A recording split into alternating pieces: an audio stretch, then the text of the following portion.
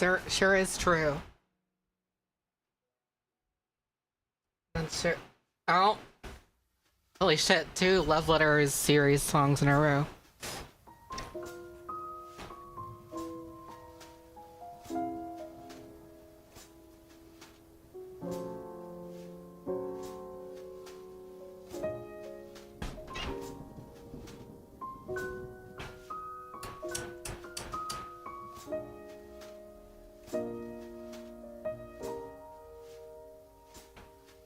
Meow meow.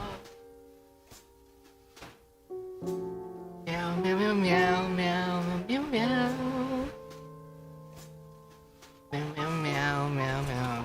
Meow meow meow meow.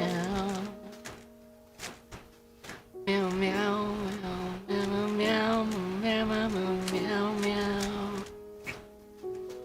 Meow meow meow meow. Meow meow. Meow meow meow meow meow meow meow meow. Meow meow meow meow. Meow meow meow. Meow meow meow meow meow.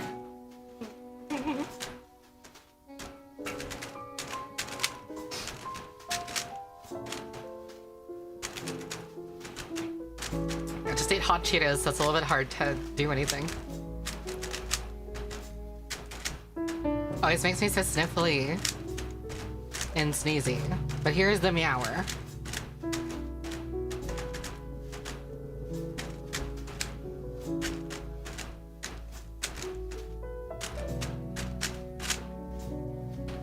Okay, let's see if I remember.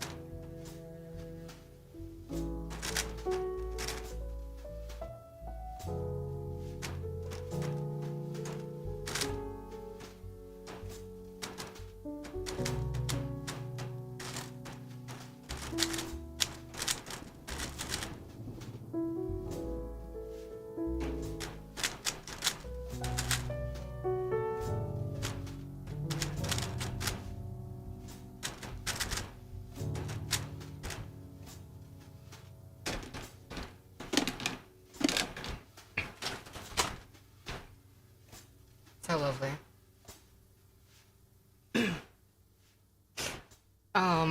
Okay. That was like a nice way to use evening trot. I did remember, yeah. So, hello, Wonders. Sometimes if I take too long, I like completely forget how to do the second layer solve for some reason. Just because the triggers feel weird sometimes. But it's fine. I did it this time. It's whatever.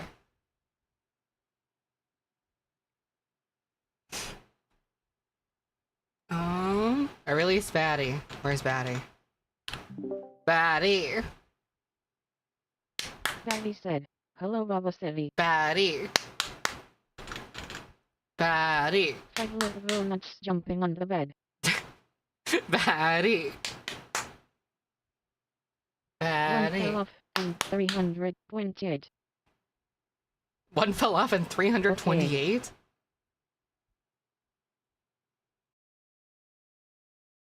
Sure. Okay. Sure. If you so desire. Batty! Batty! Relax. Today also again, I don't know, just feeling the lemon again. I don't know why. It's the combination of sweet and, not sweet, the combination of spicy and sour is just a really good combination. Like spicy and sour, both the flavors that make you wince a lot. And then you put them together and it makes you wince even more. And it's like really nice. I'm on that good cushion alcohol. Actually, what was it during one of the Red Dead streams I was doing? I accidentally like chased like hot Cheetos with like whiskey, and it was like the weirdest sensation ever.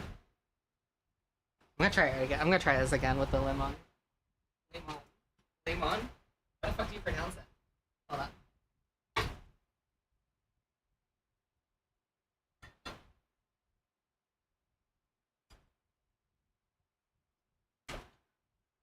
Okay. So like first these.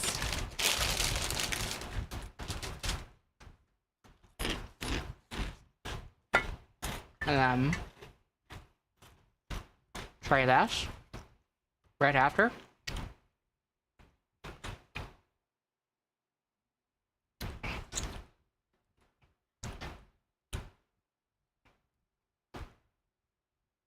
Yeah, it's a really strange flavor.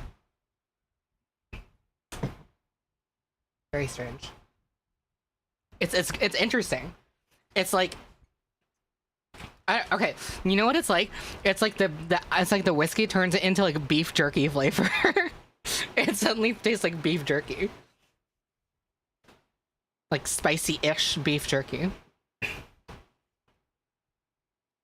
It's interesting. It also makes it kind of, there's like a creamy, milky aftertaste. That's weird. Probably some way the ethanol is mixing with the cheese in the Cheetos, maybe? Daddy said, want the roll. Yeah, I don't know. Like the whiskey and hot Cheetos, there's like a creamy aftertaste. I genuinely think it's probably something to do with like the alcohol touching the cheese particles. Your Cheetos should not be creamy. Stop having them like that. It's true.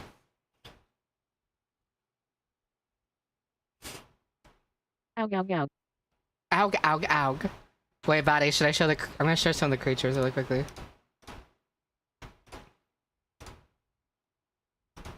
Where are my creatures?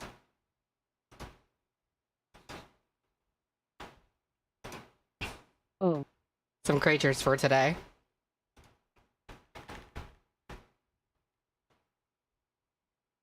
Sure, you can show the world those things. I can, yeah. Hot Cheeto and tequila on the rocks. I can't stand, like, I can't stand alcohol with ice in it. I just can't. It, like, waters it down so much, and, like, whiskey itself is already so light that it's, like, putting water in it just kind of, like, turns into nothing. Man, I'm so fucking green. Man, I'm so fucking green. Oh, where's my other greens?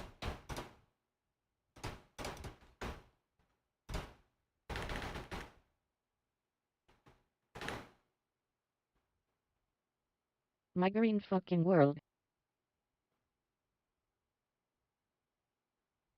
Yeah, bitch. Yeah, bitch. Yeah, veg. Here comes my favorite one. Just, like... It's Michael Gira's dog. We keep it green here at Vylet, Pony OFFICAL.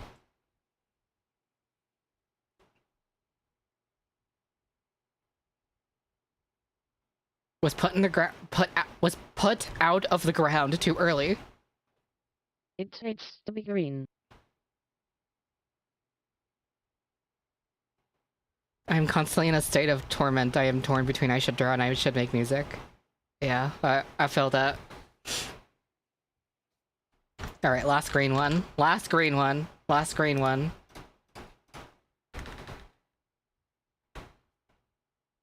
The last green fuck.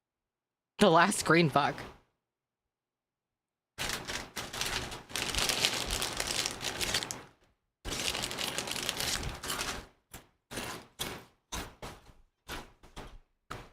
I suddenly have an urge to show everyone the funny webpunk samples.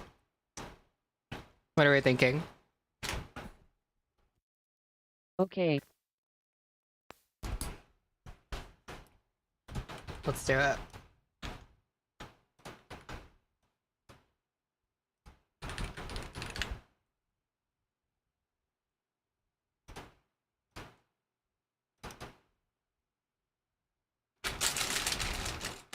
Ableton, it's green.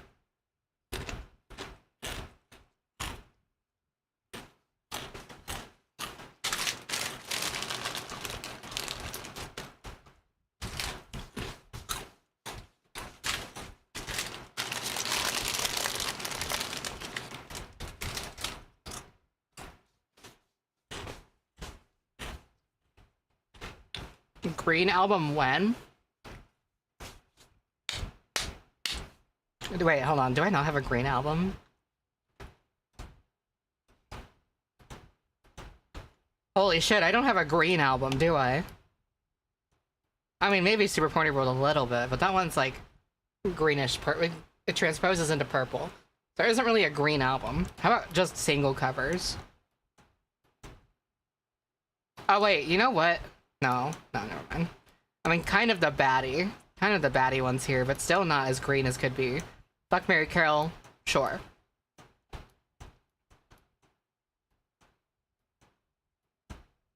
Holy wow, there's like no green. Gavi said, you need make green album, and I do green art. Let's make the green album. Yes, bro. Time to make the green album. It's time to remember. It's time to remember. Okay. This is webpunk. I mainly wanted to show one specific part. If I can. Hi. Hello. Hi. Hello. Hi. Hello.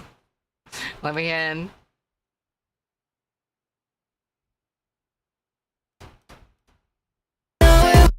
Ooh, that's a lot of latency. Okay, let's remove this.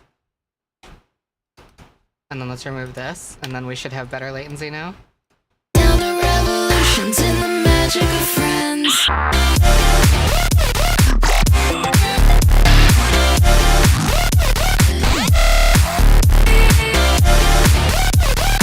Ableton's so much louder than Mike. Yeah, hold on. Now the revolution's in the magic of friends.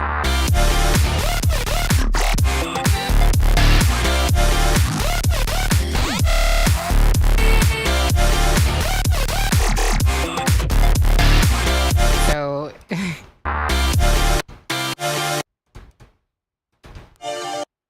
this is right here, this song is a song I wrote when I was 11, I think it was.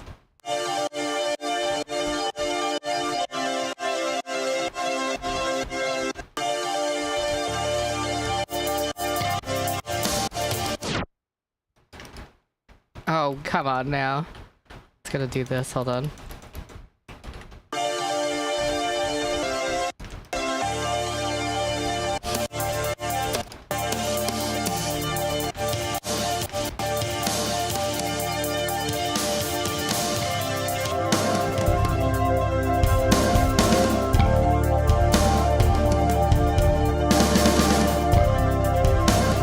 So I wrote this when I was like 11, and that's here. As this one sound here.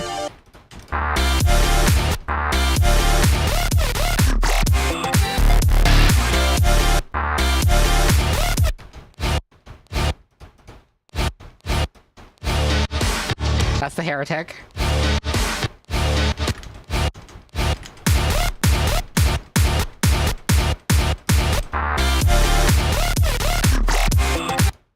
This is the heretic and pest combined.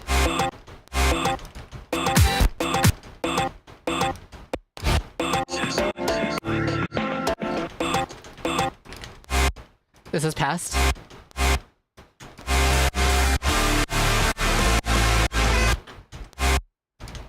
That's also past here. That's also past here.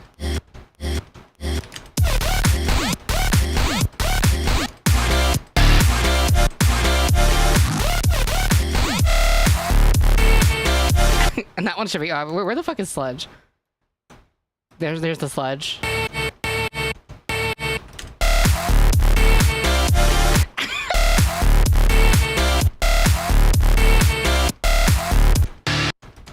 Oh, that's also sludge here.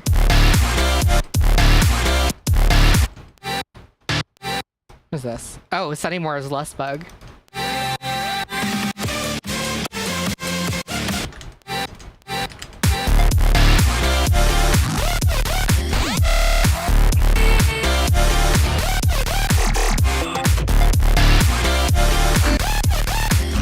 It's literally just like this. This is like the Monarch section.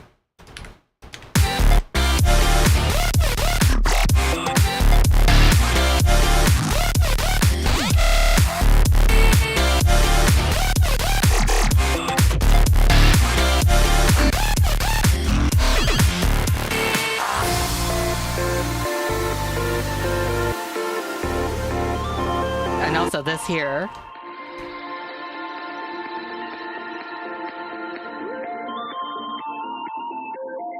Is actually a lightning bolt teaser at the beginning of the album, you know, in Webpunk. And what's funny is Lightning Bolt was one of the first songs I finished for the album. So, but then people heard Webpunk first. And so I thought it was kind of fun to tease Lightning Bolt through this way, because, you know, the first part is all about, like, you know, ignoring the deeper problems that Vid is having. She's like trying really hard to like forget them, and this is like an indication that like, hey, this is gonna happen eventually if you keep this shit up, you know. The original demo for Lightning Bolt was called The World's Most Mysterious House, and it originally sounded like this.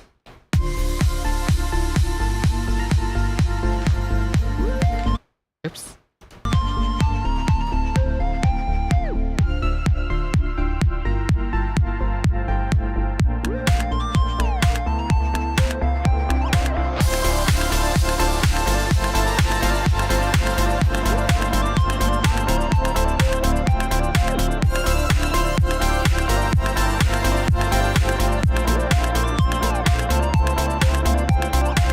And originally, I wasn't going to have anything on Love and Pony Steps sound like that, because that sounds almost more like Girls Who Are Wizards.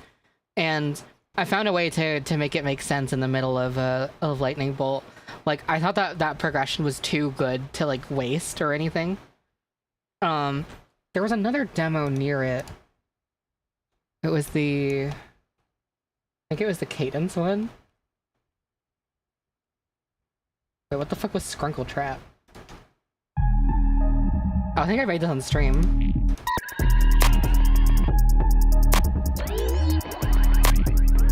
Okay, that has nothing to do with this. Then the first demo of Lightning Bolt.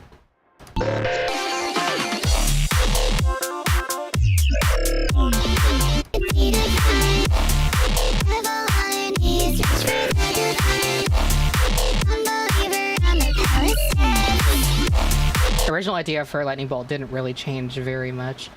But the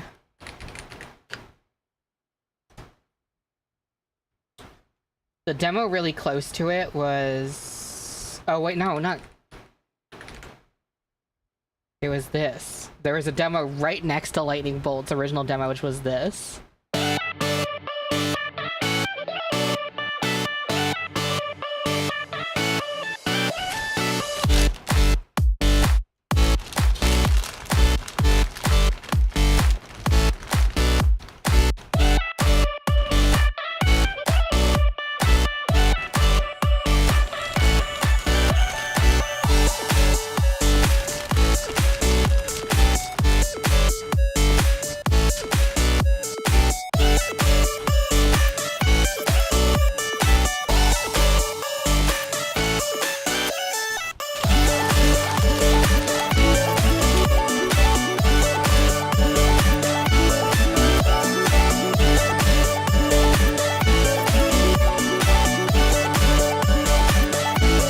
I think that was originally an idea that I had for Love and Pony Step, I just didn't like how it worked. for the album, but that was like right next to Lightning Bolt. I don't really think about playing any local fur events or anything. I'm not a furry, so it's like it's not like my first thought. DIY is everything when the world is chrome patch. Some very simple square patch I made.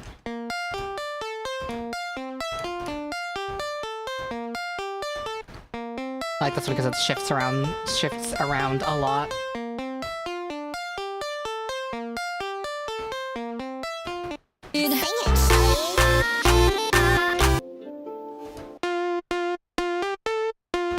I do have a fursona, but I'm not a furry.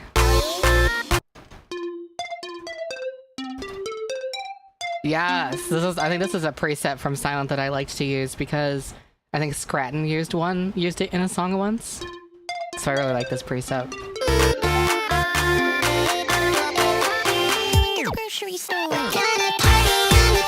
What's the difference? Furry is a label I don't claim at all.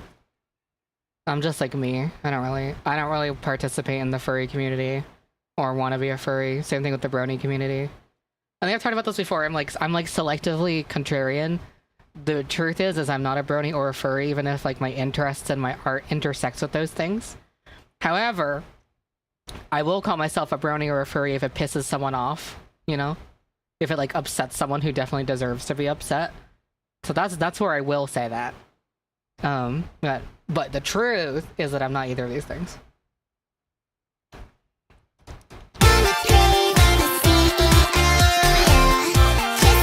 The song sounds really small without the master. Can I get the master back in? Here's what it sounds like mastered.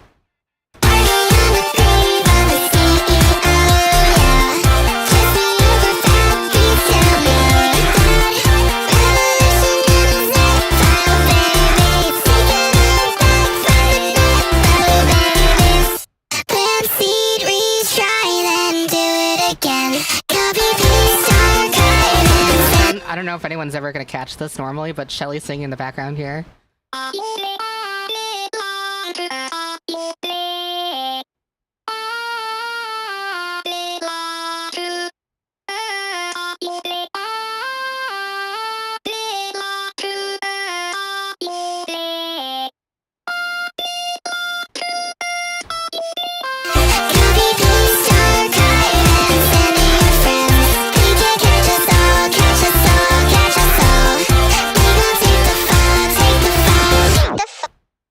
Can we expect a solo career from her? I have no idea. Most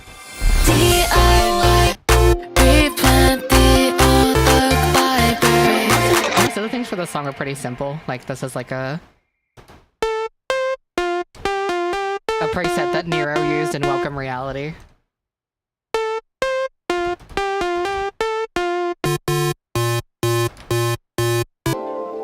Oh, and fun fact.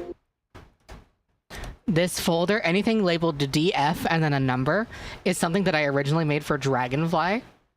And what happened was for Walking Beside a Dragonfly, I basically spent months playing instruments and doing sound design and building a huge folder of recordings and stuff to use.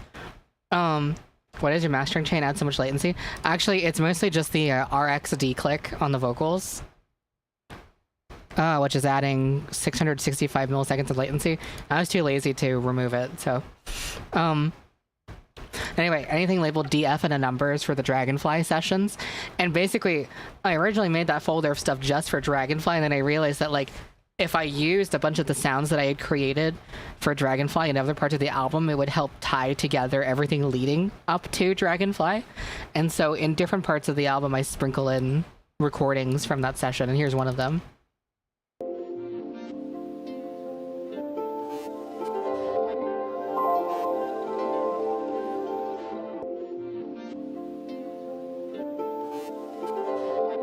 So that's here, in this context. And it's all so arbitrary, taking back the ordinary, replant the old oak library. And I can even song myself, like, it's fun. We're gonna party on the grave of the CEO, yeah. Jesse already played. Not much to say here.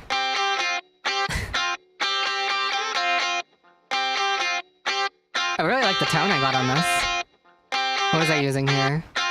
Oh, I was using, the Archetype Polini amp for this one. If I take this off, it sounds like this.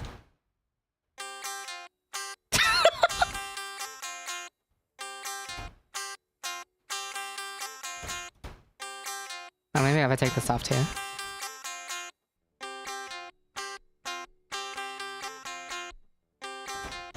So this really adds a lot, this amp.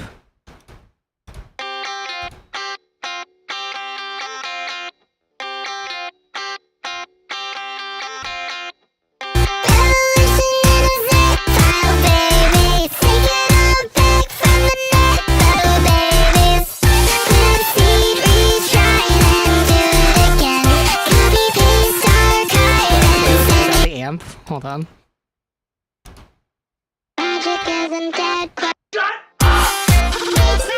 Bring out the juicer to sing about a happy life. If he's got a suitcase, make him walk the plank. If he leaves a trace, step You can't even hear it. because we're gonna party on the grave of a CEO, yeah. Let me change it so you can still hear it, but it just doesn't have the amp anymore. Bring out the juicer to sing about a happy life. If he's got a suitcase, make him walk the plank. If he leaves a trace. That's kind of why the amp you use is more important than the guitar you're using. Is some advice.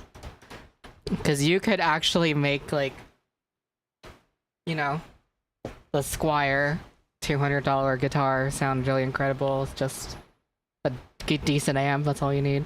This amp isn't even, like, pretty sure you can get this for under $100, so it's not like it's gonna kill anyone anyway. Or you could just pirate it. But it's not that expensive for an amp that's as good as it is.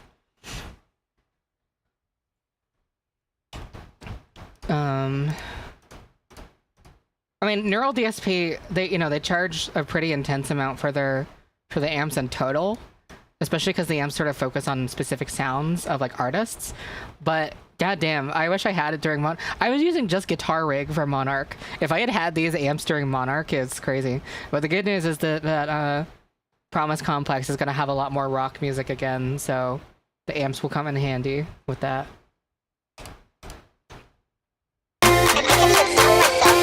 Is there anything like extremely fun about the basses, or is it just like, yeah, it's just my classic fatty silent bass that I like to make a lot.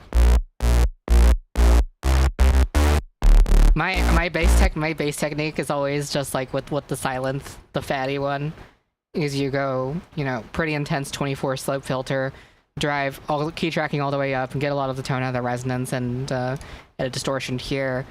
The cutoff is arbitrary, this is nothing.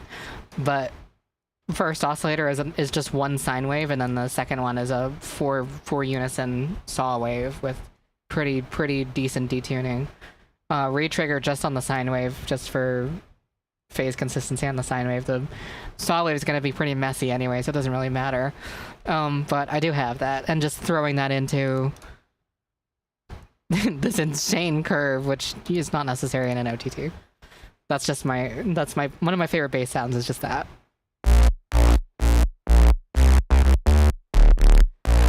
Super bassy and cuts through any mix like this.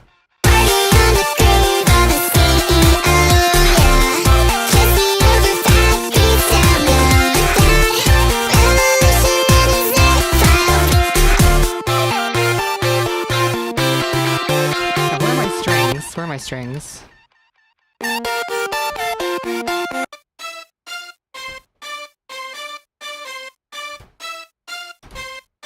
Some silence, or Nexus, rather. What's your master? Let's take a look. First is Slick EQ, not even doing anything with the pots, just low frequency high mono high pass thing, and for the side frequencies, and then doing the low cut and high cut at 11 and 28K, which this is pretty generous. I could probably still, you know, cut more of that, but I actually have the oxide, which is that makes this the big fat, pulling it back a lot, because I tend to have a pretty decent amount of loudness by the first stage anyway, so I didn't need it going that hard.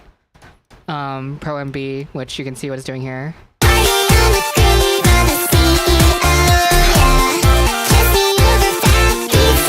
The big focus is controlling this here.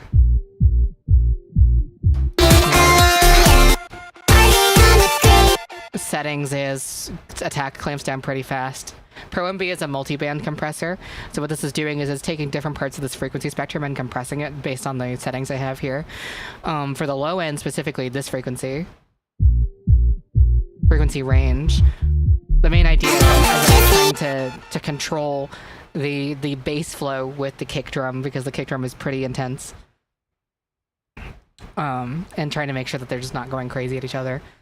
The attack is really fast. If I did this, for example, the compression would start really slowly. Instead, I have the attack basically as fast as possible, so that the moment this hears something going over the threshold, it starts to do compression immediately, and then it takes, you know, a longer time for the compression to stop happening. In this case, I wouldn't do this setting on like higher frequency stuff. Like, for example, for the high frequencies, it's literally causing distortion on purpose here. For the high mids and the mids, the attack is pretty slow and the release is pretty fast, so it's going to do a pretty transparent compression here, like this. A lot of the transient information that we perceive is going to be important. All the bass needs to do is be thumpy. It doesn't have to have that kind of same slap as up here, so that can have a little bit more heavy-handed immediate compression. Oh, actually, I need to change this setting. Oh no, that's fine. Yep. And then here, kind of the same setting as the low end, really. I have Bloom here, and this is mostly for creating stereo stuff. So this is like a frequency algorithmic balancing thing that Sounds did. And what I mainly use this for is for stereo width. I used to use isotope for this sort of stuff, but I do not like ozone or any of that stuff anymore. It's like really not transparent and it gets really messy really easily, and I just don't like it. And the fucking limiter and clipper for ozone stuff sucks, and also isotope sucks as a company. That's a whole other conversation. But for this, it's like I'm splitting the 4 bands, which is operating very similarly to Pro MB right here. I'm splitting the 4 bands and pushing the side channels up. So if you're listening to music in stereo, if you're listening to the stream in stereo right now, you will be able to hear what's happening. If you're listening to the stream in mono, you're not going to hear anything when I do this.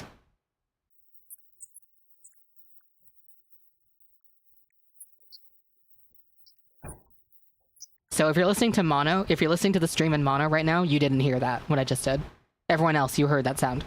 Anyway, what's happening is I'm rebalancing the mono and stereo signals. So I'll go between these, watch. So here's the stereo signal. Or the side, not the stereo signal, this is the side signal. And then the mono signal is here.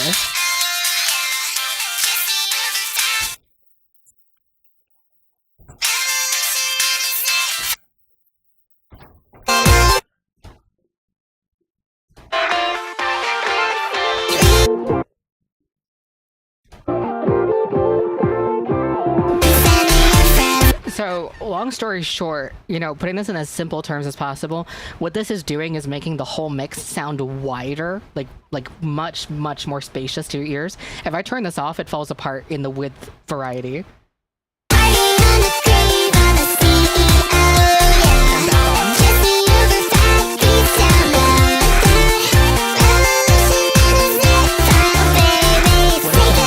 What is moving the little tab left and right do again? This is just focusing the frequency that it's affecting. It's still limited to a certain frequency range, but you have a little bit of freedom here. And so usually I'm focusing, you know, on different parts of the sound that I want to emphasize and de-emphasize. This is, you can technically do this manually if you want to, but I found this plugin to be pretty transparent if you don't abuse it. If you push this thing really hard, it can sound really gross. Here, watch.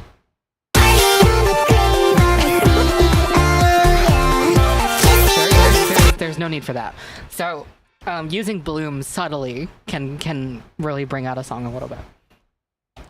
Anyway, after that I have this corrective EQ, which usually people recommend once you're at this stage in the mastering to not do boosts and to only do cuts, but I don't give a fuck because this is going into a clipper after, so who fucking cares? You have this noise floor, by the way, I'm pretty sure because of this. If I turn this off, no. Where is that noise floor coming from, actually? I'm curious. It doesn't matter, you're not gonna hear this, but... Is it drums? No. Is it basses? No. Is it FX? No. Is it melody? No. Is it vocals? Turn off all of these?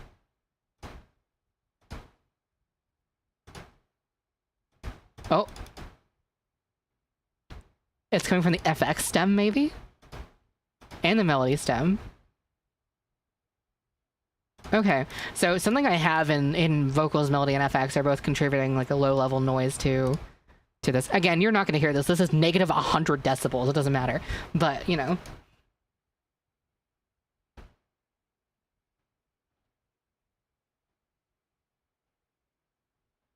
But yeah, okay.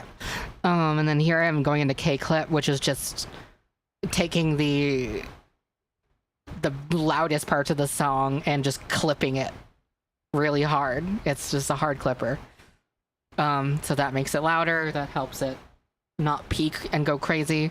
And then last but not least, this is situational. I don't always use this, but I'm using the Vice DS Mark III limiter. And this is giving us a whole 3 decibels of compression and stuff. And so this is working overtime past the clipper. You could technically switch the place of the clipper and the limiter if you want to. But in this case, I wanted the Wyse DS1 Mark III imparts like a little pumping feeling, and I kind of wanted that to be the focus by the end of the chain. If I put it before the clipper, it would be a little bit less emphasized because the clipper would be trying to push back on it again, clip off the edges of that like pumping. So, or would it? Maybe it wouldn't. Using my big fat brain right now.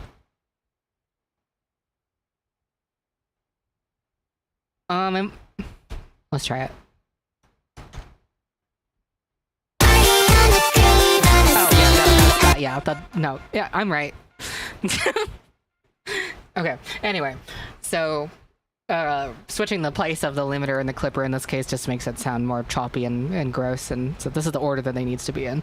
But yeah, this does some pumping and limiting by the very end of the chain. And I really like what the DS1 Mark III doesn't always work on all the material I throw at it. But for the times that it does, it just puts a big fat sparkle on stuff. And in this case, because this is such a pop beat oriented song where the rhythm is like the exact same the entire time, this thing kills because it creates that pumping effect pretty nicely. This thing can be pretty transparent too. If you take away the compression stage of it.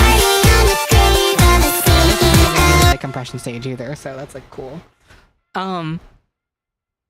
You'll also notice that I'm almost never using the preview function, which is a look ahead function, basically. You really want to avoid using look ahead for your limiters if you're focusing on loudness. If you're focusing on transparency, sometimes it's fine, but like for stuff like that's like really beat heavy, like this song where, you know, the drums are pretty heavy-handed, heavy-hoofed, doing look-ahead functions on your limiter is going to make the compressor get really scared, you know, way too far in advance. It's going to start compressing before the next kick drum hits. It's just like, you don't want that. That takes away from the energy quite intensely. So, but for something like orchestral music, maybe, for something like, maybe even R&B music, you know, maybe look ahead isn't gonna hurt your master too badly.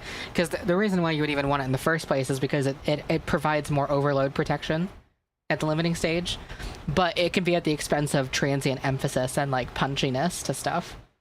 If you start doing the master channel and the whole song is finished, or you can already start doing it on like the first demo. I only master at the very end. The song should sound as good as it can be without any mastering whatsoever. That's my opinion. Some people do top-down mastering, which is what you're describing. And for me personally, I feel like that makes it harder to write my music sometimes, unless something I'm doing really, really needs to like have some level of like loudness protection and cohesion before. But I'm rarely am putting anything on the master before the song is done. And the latency would also, fuck things up too. Because let's see, the Wise Mark III, what does this do? This gives us 168 milliseconds of latency. How about K-Clip? K-Clip should be 0.88. Bloom, how much is Bloom giving us? 23 milliseconds of latency. Does the Oxide do any latency? 1.8, that's not a big deal. How about this one? 39 milliseconds of latency. So, we'd ever do a project with Candy Claus type mixing? I don't know, but I'd really like to. Loaded question, but if you master in the song project, how do you deal with song transitions? So this is gonna like be really a painful thing for me to say, because this is the most painstaking way to do it. But I plan everything ahead of time. I basically, when I was writing this album, I didn't finish like stuff until I knew how the songs would transition into each other. And even though I'm mastering in each individual project, I was accounting for what would come next and how I would put them together that way. That is like the most painstaking way of doing it, I know, but that was the only way to do it for my own sanity, I think. So I didn't have any reference point. I was doing it all separately.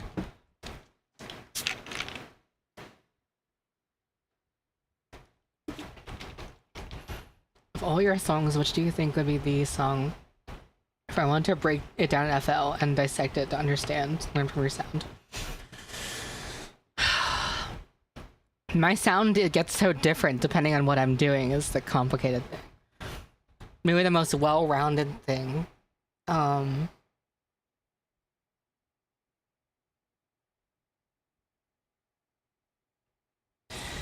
I would say... that's a really good question. What will be the definitive song to study? Fuck. Probably Hush, I would say. Hush would probably be the best song to study, I think.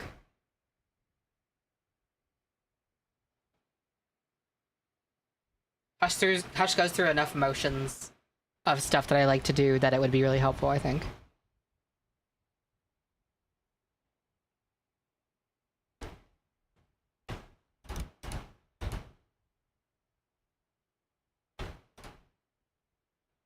So do some batch insane mixing techniques that you can't really hear in the finished product, but are definitely there.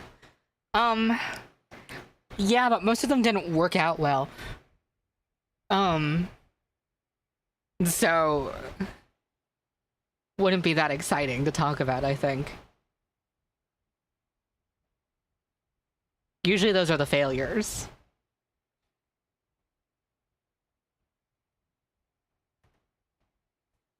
There are songs like Dove Not To Be where I pushed it as hard as I could into a clipper.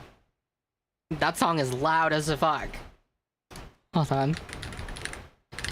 If you guys don't listen... Actually, this might be hard to tell because we're still doing this over YouTube. But this song is really fucking loud. I'm really such a flightless bitch.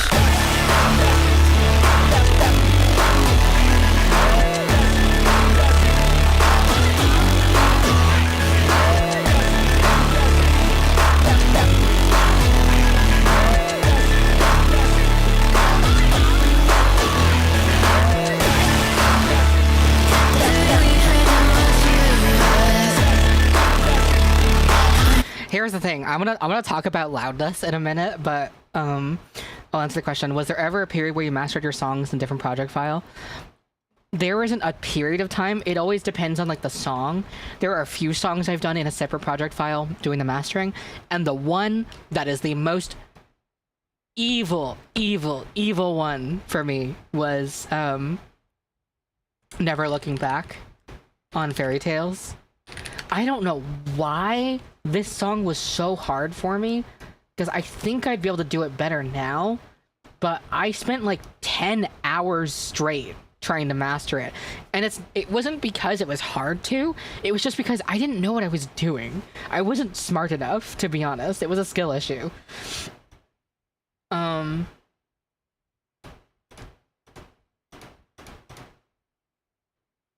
This one. Like this whole wall of sound stuff here.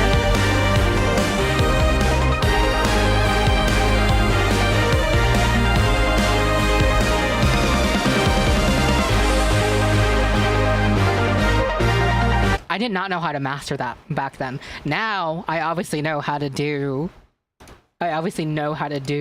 wall of sound mastering, if not shown by, you know, doing stuff like Fish Whisperer like this.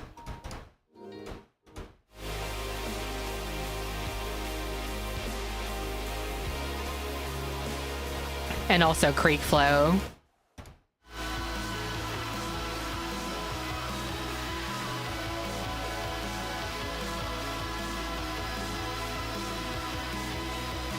That stuff can be pretty difficult to master and for it to sound good. I am gonna remaster some of my old songs, yeah.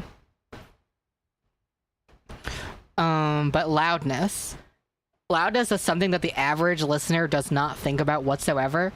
But it is the idea of how loud your song is in a neutral space. So what I'm going to be doing here is this is going to be playing through my Apple Music local files. So there's going to be no volume adjustment whatsoever. You're going to hear, I'm going to put this at the loudest volume my Apple Music can go.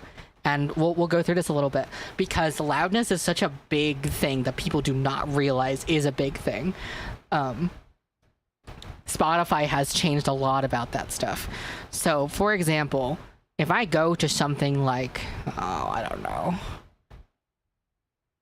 You know what? Here's a good example. Let's play this. Let's do one of these. Town, eyes dilated. I got the money and the power, both gyrating. I feel good, get the fuck out my face. Look good, but she don't got no ties. I walk in, walk So that's out like with the a volume, right? Know what the pay. Now, What the fuck? try and mentally remember how loud this is for a second. I got hits, I got bucks, I got new paper cuts, I got friends, I got. And I'm not talking about how loud the elements are individually. I'm talking about how loud the song is as a single file. Foes, but they hard sitting ducks, hit his turf and get cracking double. Now, playing this at the same volume on my computer, listen to this.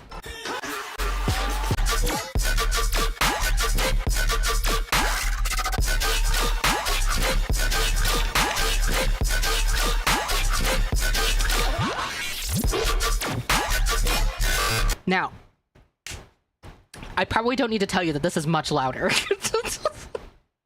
Right, I probably don't need to tell you that this is much louder than Kendrick Lamar's GNX. SZA is the fucking queen of getting this shit fucking loud, by the way. But holy fuck, that's loud, right? Now let's go over to Skrillex. Let's go listen to this album. Check out this this voltage here, yeah?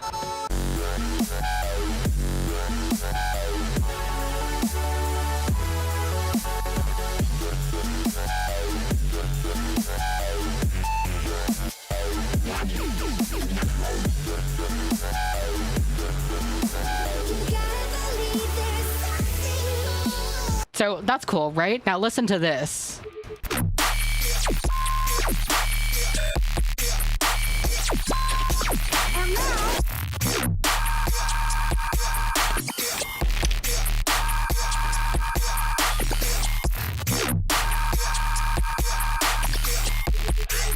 Even though the elements in Skrillex's Voltage are like musically louder, as a song, Voltage is not louder than Phone Tap at all. Phone Tap is so fucking loud. And the thing is you'll be tempted to think that, oh well, you know, if this is a problem, I'll just turn up and down my volume, right? But the thing is that people subconsciously associate loudness with power and loudness with quality, and like there's this huge struggle of balancing how loud you can get your song while having it not distort and fall apart completely. This entire concept is called the loudness war, and ever since digital music was a thing, this started to become a really big issue. Some people choose to participate in it, and some people don't. And it's really complicated because a lot of this is psychological, and you could argue that participating in it ruins the dynamics of different songs, because in order to make a song super loud, you usually have to do compression techniques and clipping techniques and like sacrifice like qualities of different sounds so that you can just push a little bit of extra decibels into the loudness of stuff, right? And so it's a whole thing. Now what I will say is that Space Laces' mastering is immaculate. Like, this song is so goddamn loud, and yet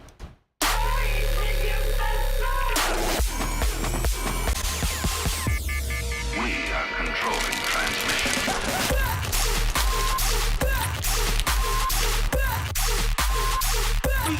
and yet that master is clean as all fuck. Like, what the hell? There's like no unwanted distortion in that drop whatsoever. That is just like clean. And you have to realize, let's go to this for a second. If I start pushing this too loudly from here,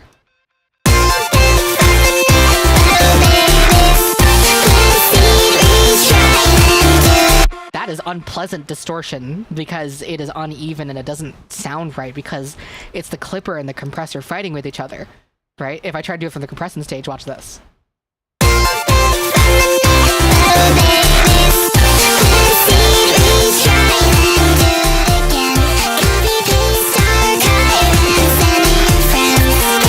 Do you hear with this technique, it's pumping a lot, the volume is really inconsistent?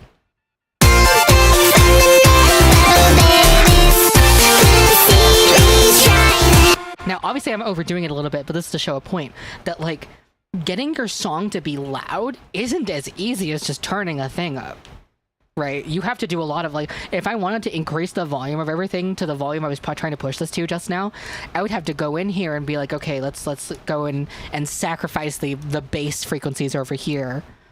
You know, get some of this down and make the bass weaker, right? You know, remove some of the subharmonic stuff here that's giving some tone to the drums afterwards and whatnot.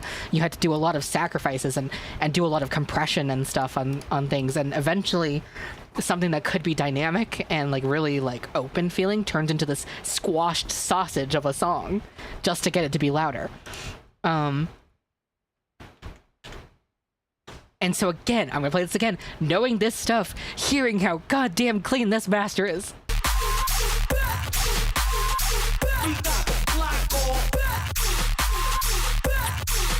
When that kick drum hits and it pushes the bass away, it is so consistent and so tight. It's just, what the hell does Space Laces do to get the music to sound like this? No one actually fucking knows. He's a fucking mystery. Anyway, you'll notice that I'm halfway between fighting the war and halfway not. Because if you compare my masters, for example, let's go to what's a good example? Let's do this one.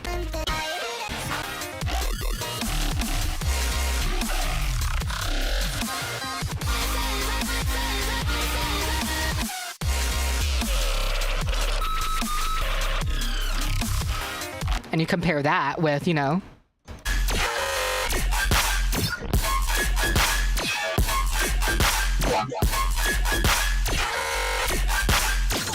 I'm clearly not making my music as loud as Sizzy. And like for me, it's special because the material, I don't want to sacrifice a lot of the stuff that I construct with this song. And a lot of other artists often are making their music with the mastering techniques in mind. Sizzy's a genius at this, as she's doing things consistently so that in the mastering stage it just fucking works. But for me, I'm really stubborn, and if I do something in the song, I want it to sound that way, you know, by the end. And so I usually am not trying to sacrifice things, you know, to do that. There isn't a right way to do these things necessarily. You know, a lot of this is subjective, but I'm trying to think, like, if you compare my master and Sizzy's masters to someone like Savant, for example, Savant's music is... Where is Savant music? Help! Savant's music is like... Let's do Vario, for example. Where is Vario?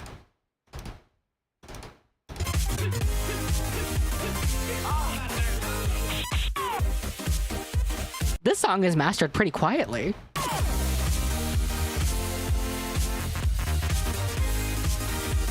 Again, compare that to Jester.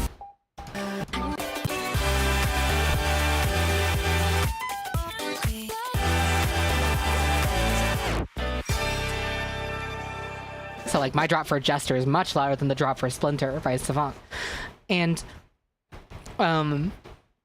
these things are really, really big across the board. And what's funny is, obviously, one of my favorite bands is Swans. And Swans is well known for being really heavy and being really big and being really whatever. But what's really funny is their songs are mastered really, really quietly. Let's play some Sizzy again.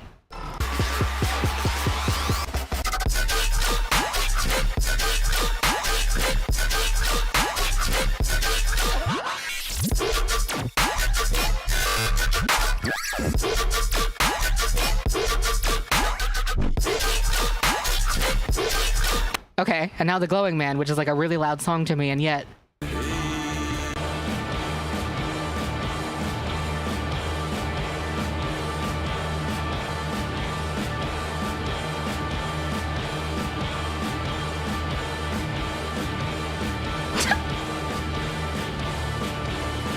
Go back to Sizzy.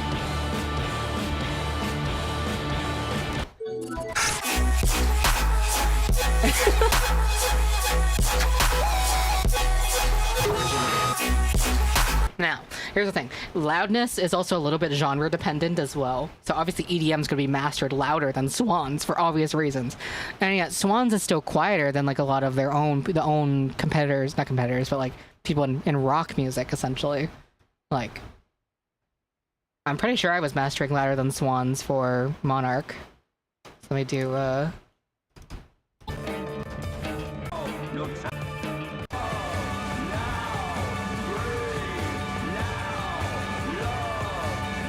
So that's Swans. And here's Play Dead.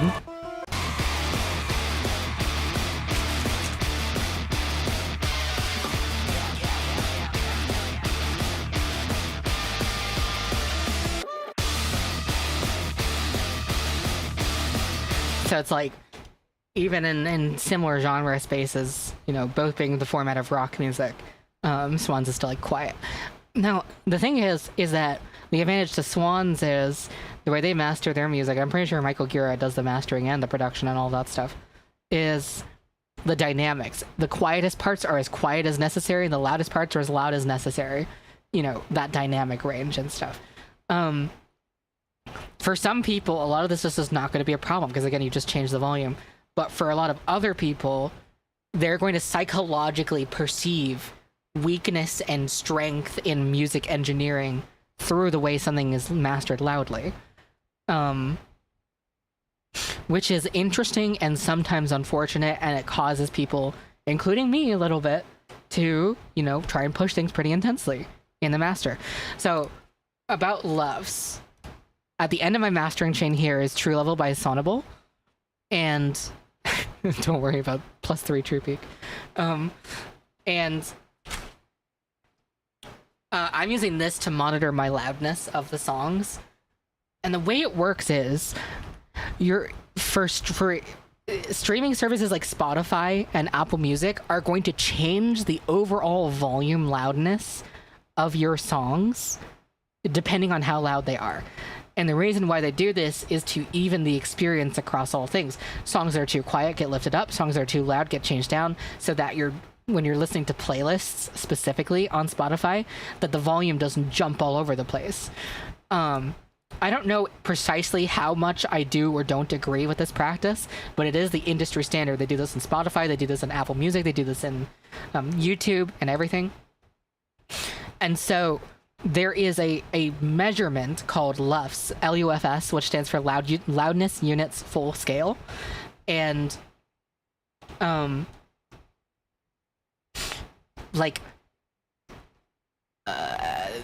do I say this? LUFS is not an objective. It's not an objective measurement of volume. LUFS is a subjective measurement of loudness the way we perceive it. It accounts for different frequencies that we're more like sensitive to, and it also accounts for dynamics a little bit. And so LUFS is a really weird thing because it's like a metric that isn't fully objective, which is a very complicated thing to throw in an otherwise very objective way of measuring things. Nonetheless, the standard for streaming is -14 LUFS.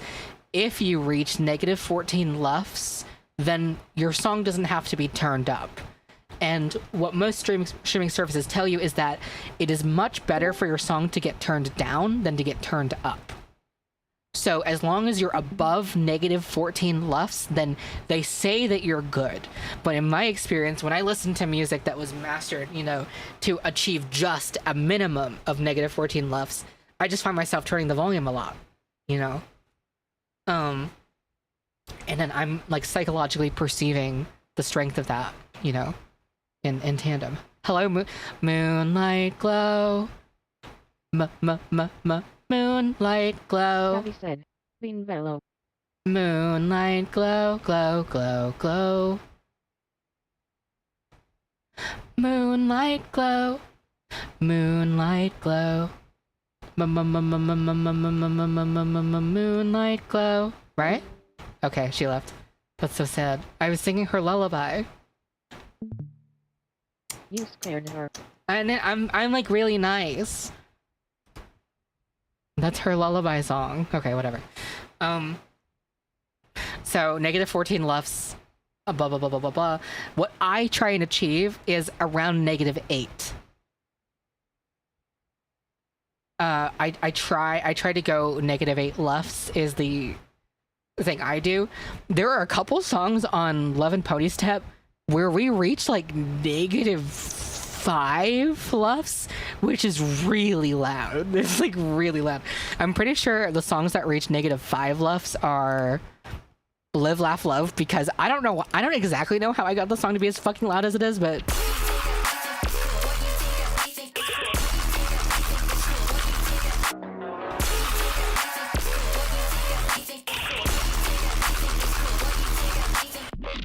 I don't know how I made this song that loud. I'm gonna be completely honest. It was probably just an accident. And then the other one I think is...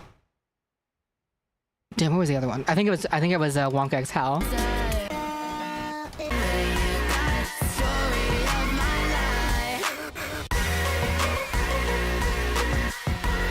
And something that I don't think most people are going to realize is how fucking hard it was to master Love and Pony Step, because we have an acoustic ballad in here, we have an industrial hip hop song, we have bro step music, we have like fucking 90s teen pop music, all on the same album.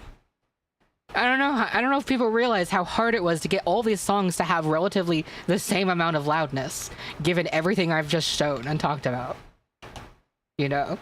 Like, I really doubt that anyone's going to listen to this album and be like, holy shit, the volume jumps all over the place, because what's funny is that it kind of does. The volume does kind of jump all over the place in this album, but you don't really think about it very much.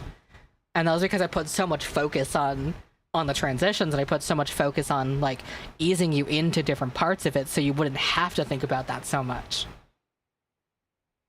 And then the times where the volume jumps do stick out, it's totally on like purpose.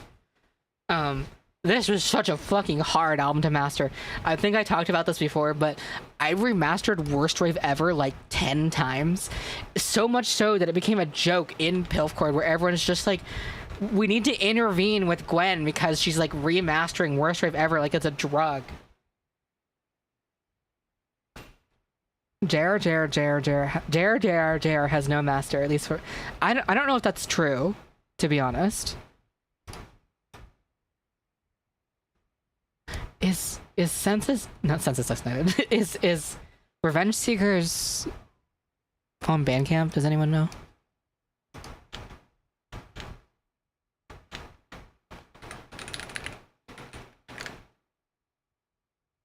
It is. I don't have it on Bandcamp. And the reason why I'm asking is because I would download the highest quality WAV files from there. I think I bought mine on iTunes, so... I have... You know what? Hold on.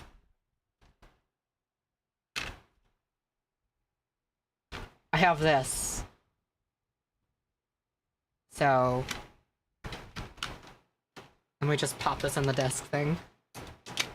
This should have higher quality files that are not MP3s, surely.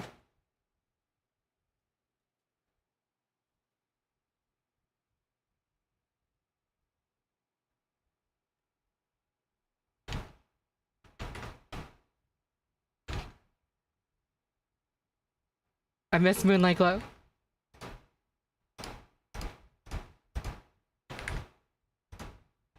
But I'm like so nice.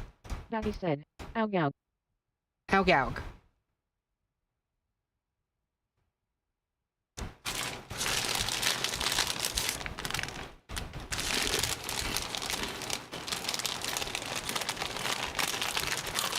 Moonlight Glow, I'm sorry for singing your lullaby.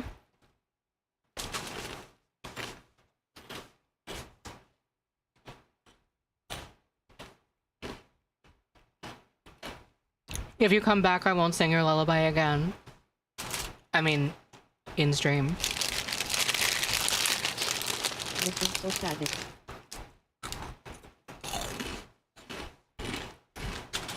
Sad.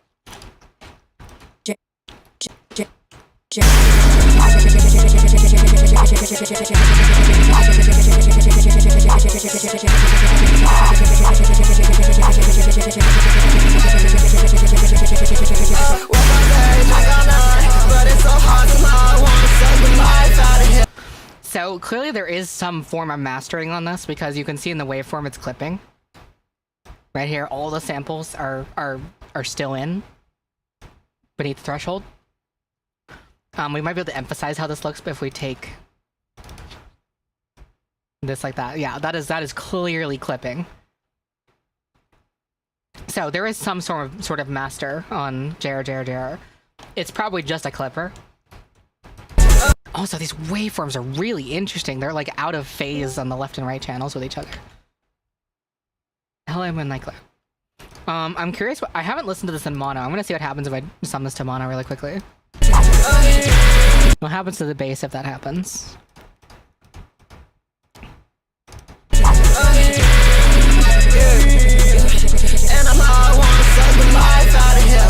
Interesting.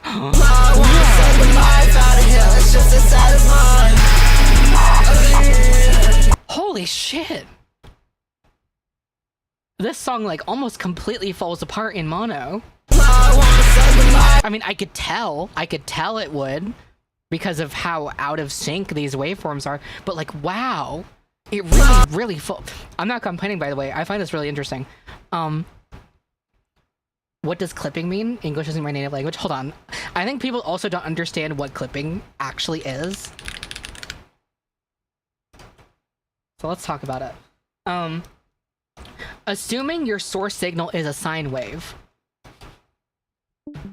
clipping is basically where you take a sound and you chop off the loudest parts that exceed the overload threshold of the audio. And so because when something overloads, clipping is not the same thing as something being distorted, by the way. Like when you play something really loudly and it gets really distorted, that's not clipping. A lot of people call it that, but that's not technically what it is. You can call that distortion sound either like redlining or overloading. But clipping is where you chop off the waveform just before you hit that threshold to overload.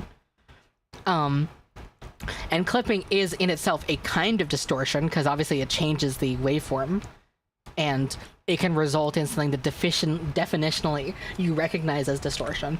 Let me take, for example,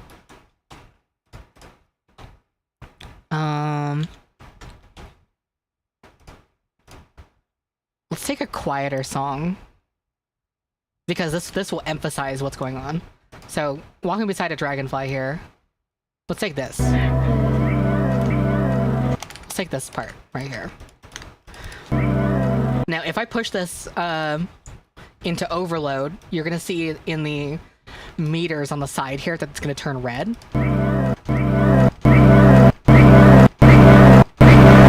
And you can hear that when it's overloading, there's like little pops and glitches and distortion in the audio. Now, the reason why overloading distortion can be kind of concerning is because, here's the thing, is sometimes overload distortion can sound really cool to your ears. That is absolutely true. The problem is that overload distortion is dependent on the system that you're playing it at. So that overload might sound great on your headphones and your speakers, but if you play them on a PA system somewhere, the distortion might sound completely different. Absolutely completely different. And sometimes it could be so completely different that it destroys the audio system. Sometimes it can be completely different that it creates some sort of resonant feedback that fucks things up really badly. So distortion is really cool, but what's really important is that you control it. So, and let's say, for example, you want there to be some clipping sounding distortion. Instead of pushing it, to overload the audio threshold, you put a clipper on it. Let me go here and let me make sure we're doing this in the right environment. I'm going to overload this audio and I'm going to say, let's have this be, 48, 41. What am I doing? I want this to be 24. Oh, we'll export this at 24 this way. And now once this is exported, now that this is redlining overloading, let's turn down the waveform and you'll see that, like, help me, that we're just completely losing information because it's overloading. Oh, actually, no. Well, technically, because it's 24, it probably clipped it that way too. Oh, I'm using my big fat brain for a second because I have to. I think because I was using this 24, it was clipping it there. But it's still unpredictable when you're doing it this way. Let me change this to 32 floating. Oh wait, this needs to be louder. Oh, no, it doesn't. I could do this one.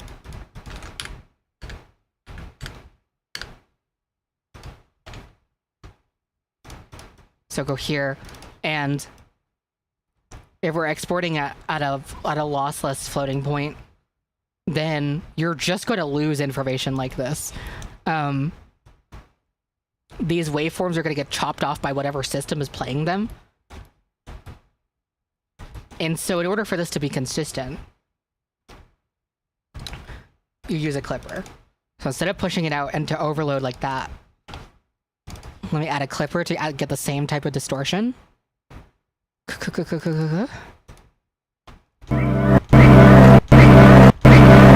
You still have that same distortion, similar sounding at least, but now it's going to be contained entirely within the file, within the recording.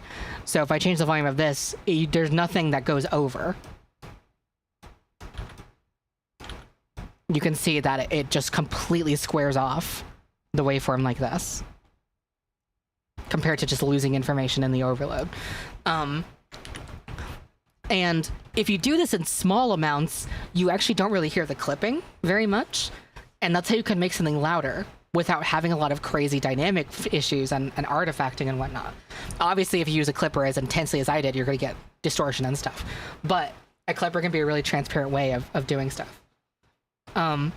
Anyway. the difference between a clipper and a soft clipper is going to not have an immediate transfer curve for that clipping. So soft clipping can add more distortion. And soft clipping is a lot better for stuff that's like slower. I think is probably the best way to put it. It's a more rounded curve, transfer curve. They both clip, it's just the manner at which they do it. Anyway, so all that said is that JR is not overloading, it's clearly clipping. So there is a kind of master on it, whether it's just an output clipper or something else, but interestingly enough, back to the whole stereo situation. Everyone listening in stereo, again, you'll be able to hear this. People listening in mono, you won't hear this. When I change this to mono, and that is when this utility is on, you're going to hear it in mono. Actually, I can just do it this way. So this is on mono, and this is just stereo.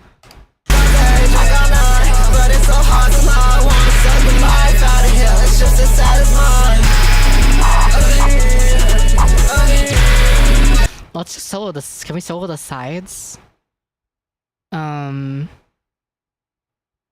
Yeah, I can do this with UM2 actually.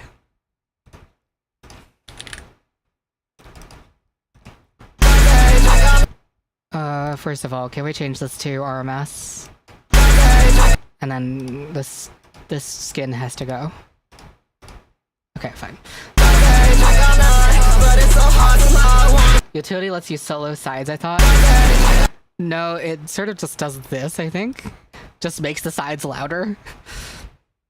So I'm using this. We can solo the sides this way.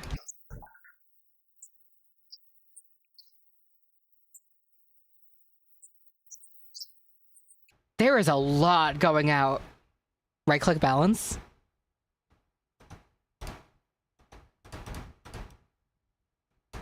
Right click balance.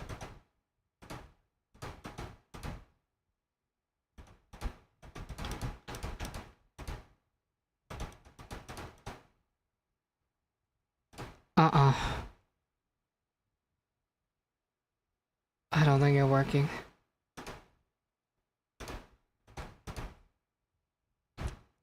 The balance right clicker. 3.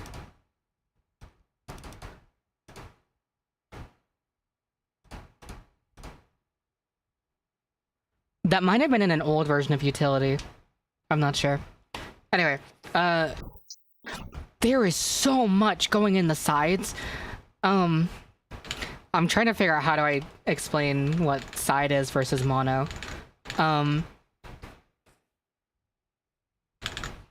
Let me get this.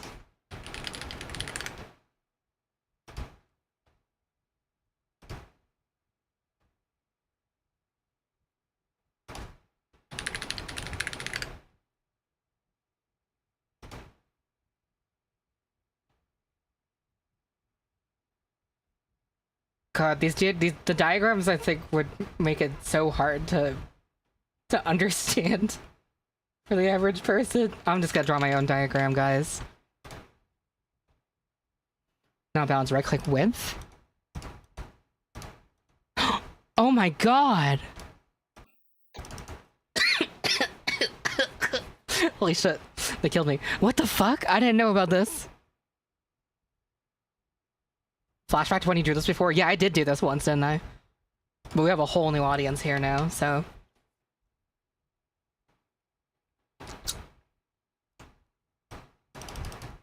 Okay.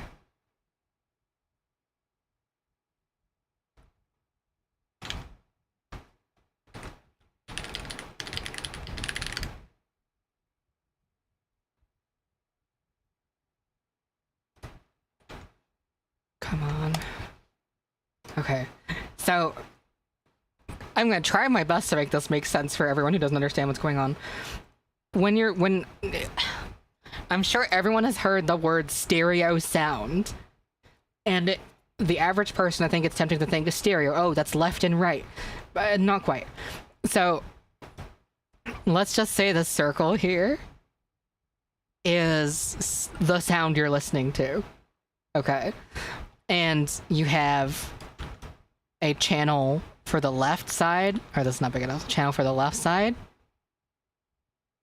and a channel for the right side. So left ear, right ear. And what happens here is, so left, right, and then this part that intersects here is mono. It's like a sum of these two together.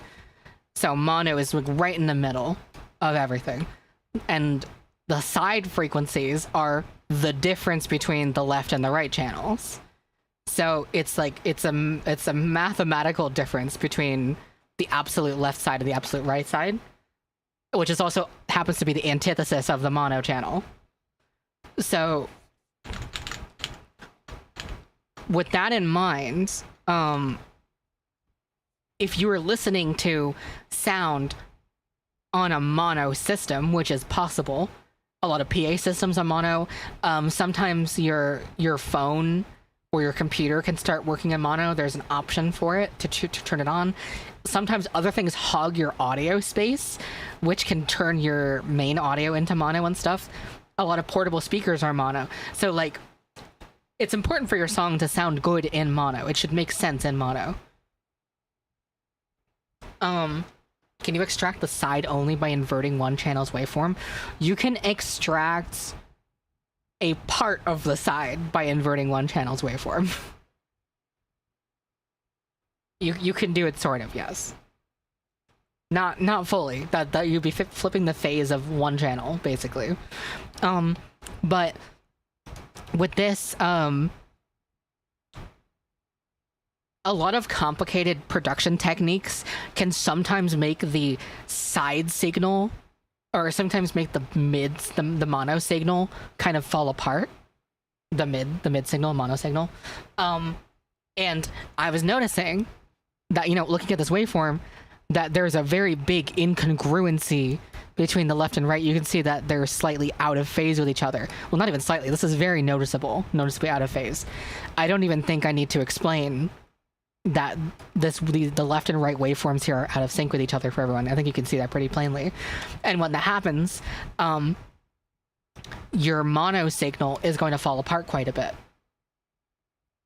So basically, if you're listening to JR on a mono system, like a portable speaker, it's not going to sound as intense or big as it does in stereo, because a lot of the mono stuff is getting canceled out. And what's interesting is, I don't know if this matters, because I feel like she understands this. I feel like she did this on purpose, just given how tongue-in-cheek the mastering comment was on the YouTube channel. That said, if we listen in stereo, and then change it to mono,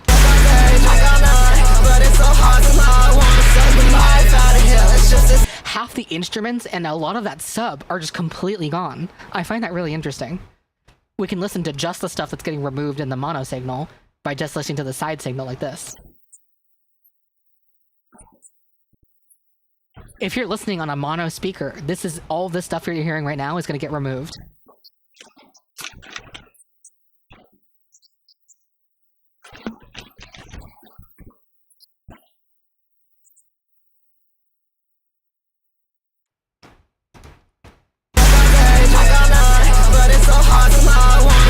And the problem is, a lot of really cool effects ruin a stereo sound a lot. So one of like the most classic effects ever is a chorus, right? The sound.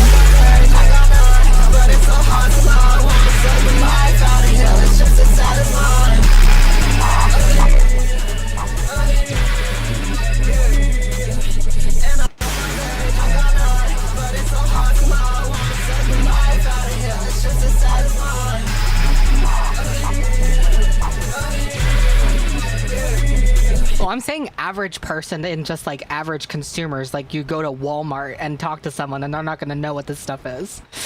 That's what I'm talking about. This is going to fall apart in stereo or fall apart in mono because of the way we're offsetting the phases and pitches of everything. Like, the sub is just gone now in mono. And so it's like, Are people this unaware? Damn. Well, I live in America. Most Americans are dumb as rocks. I mean, why do you think we have the government we have?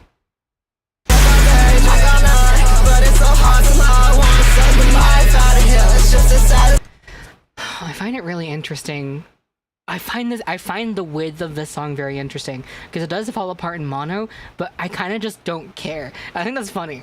I think that's interesting.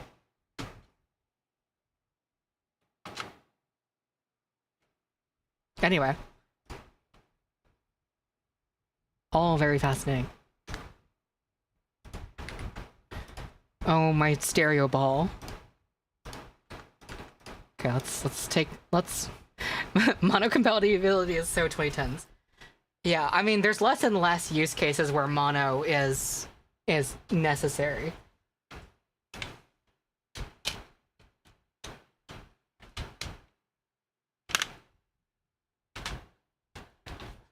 Burial, please don't fall on me.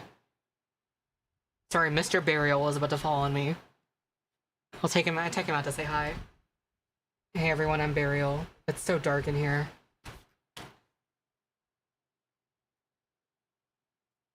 Wait, actually, we can share the... I can get both my cadence. Where the fuck is my cadence?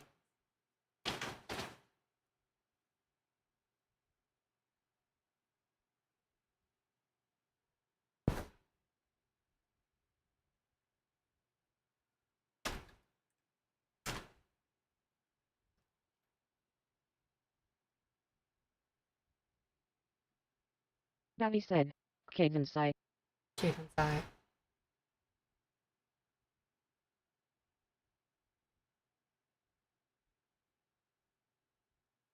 It's like so nice. Like, whatever. When does my shirt look green? I promise my shirt isn't green. It's like fine if it was green, but it's not.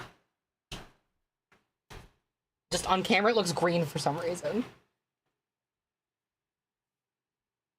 Well, not the sleeve. Interesting. Why are you green? I don't know. Help, I'm like sculpting. My paws are covered in clay. It's so hard to type. No, it's easy. Because of her green talk earlier. No. Dude, green rarity. Yeah, that's true. Moonlight said, green green hot. Davi said.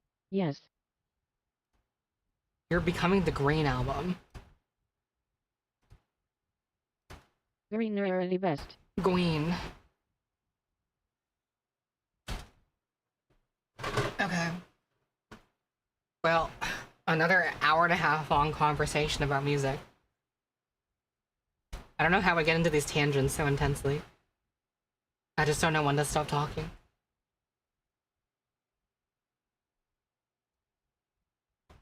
Bean, you're fine. Bean. Autism world. Bean, here's your kibble. It's like fine. Bean, you're fine. Look, you're fine. There you go. See? Oh, it's upside down.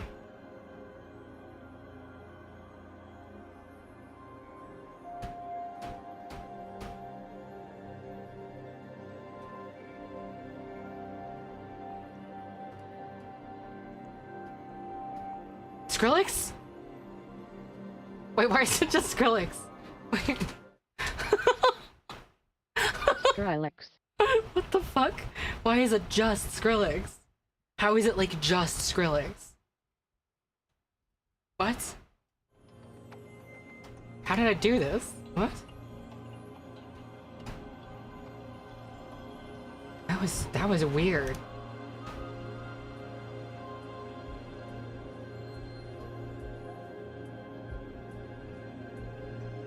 Playing owning a PC, all that. Owning a PC, all that to play on PS. Okay. I can tell you're like getting kind of like on my nerves a little bit, so if you like chill out, then I won't like remove you.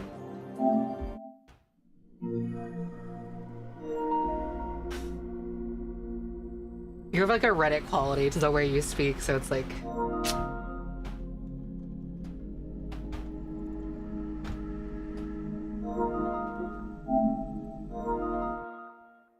Like, I don't know if I'm clocking you or if you're just clueless about it.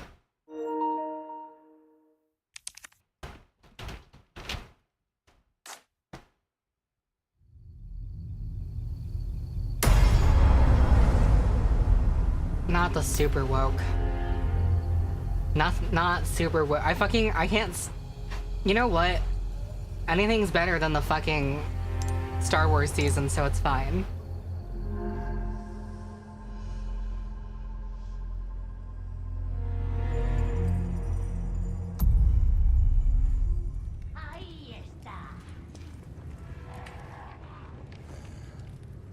Okay, I don't even remember how we got here. Oh wait, this was like the spider. Yeah, okay, the spider situation is crazy.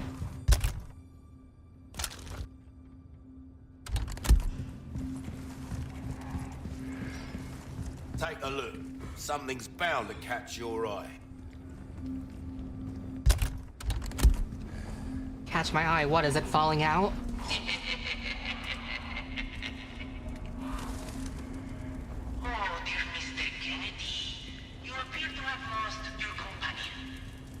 She said meeting you once was enough.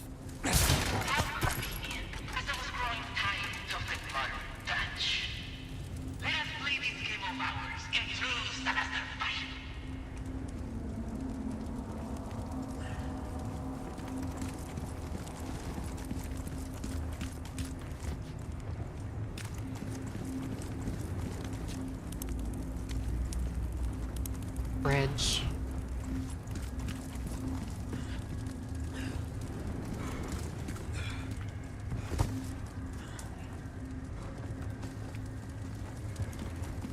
It looks like a drop. It looks like a drop. This here, specifically. Do I drop down here? No, it's not textured.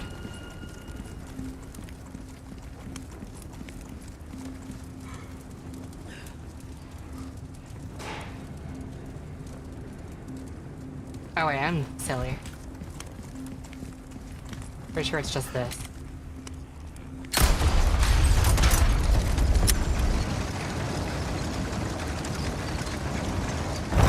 What?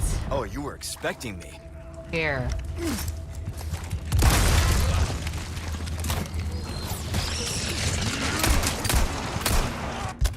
I don't want to deal with this.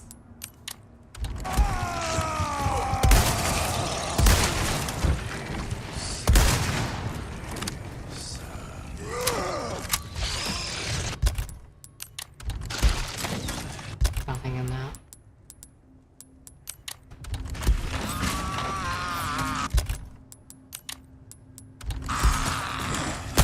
Keep coming.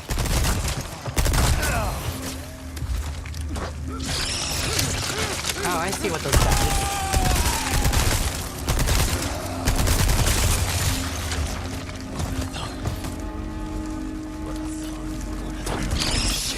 It takes new things.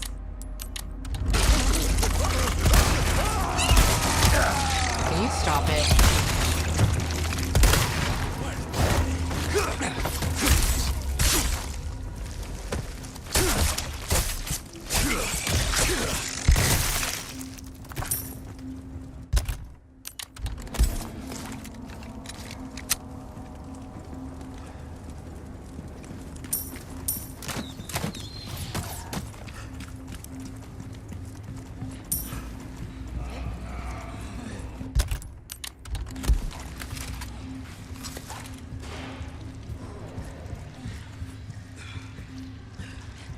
I have like 2 ammo.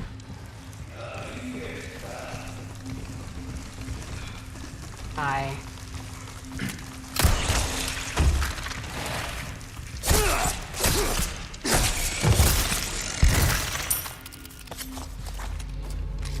Those are like not that bad of an enemy if they're just by themselves.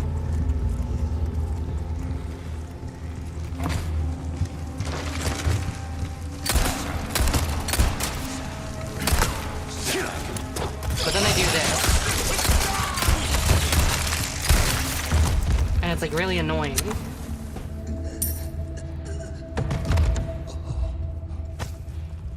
Guy wants attention so bad.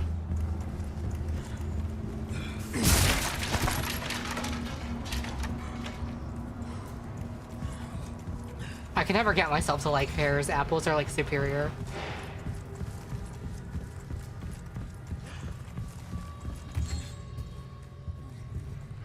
Daddy said, I love pear.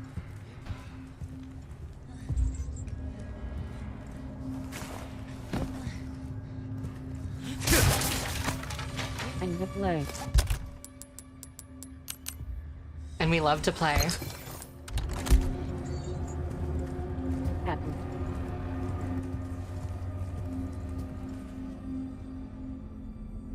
Do I want to know?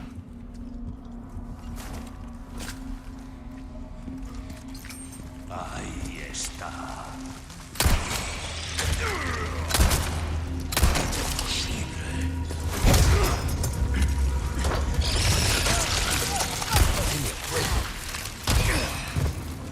Ow.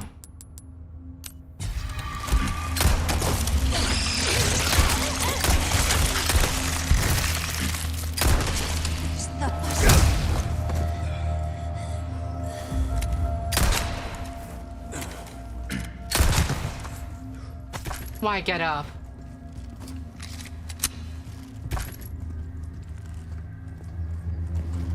I keep forgetting about environmental weapons like the fucking hanging lanterns.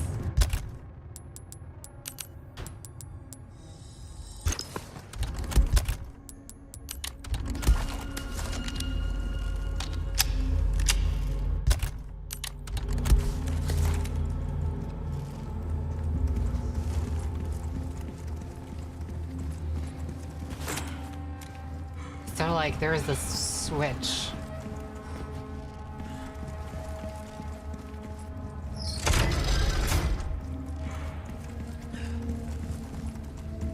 Changes the orientation of these doors.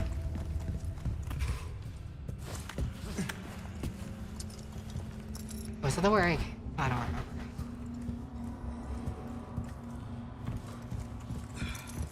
Agarradlo. Yeah, ababna. This guy doesn't even know the Rona lore. Shut up, Kevin. White boy. That's my white devil.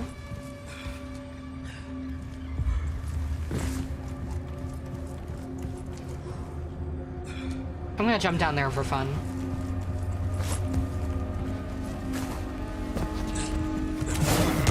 Oh! Creep flow ass move.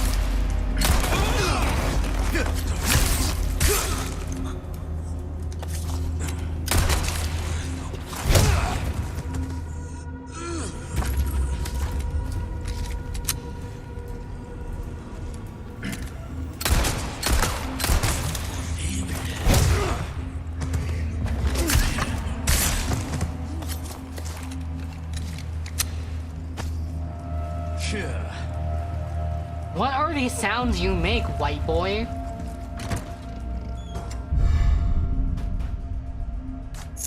Cracker ass little guy.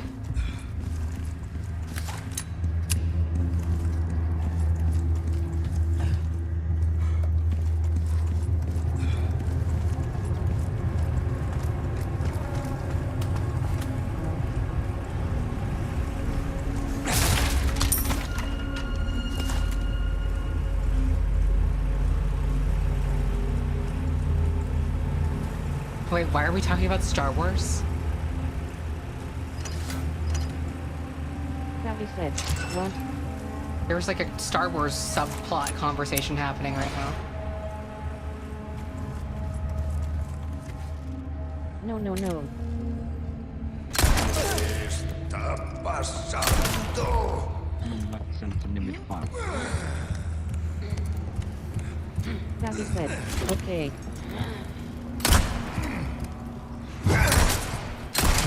One down. Accent limit 5. Oh, wait, because Darth Vader's here. Darth Vader, how long have you been subscribed to Vylet Pony? Question. Tell me now so I don't have to kill you. Chat, ready your weapons.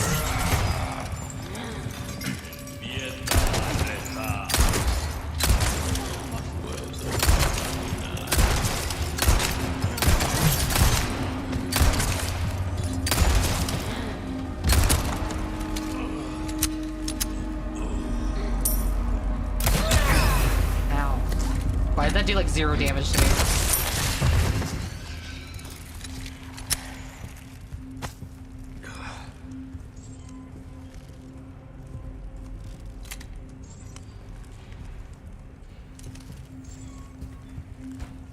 Quite a...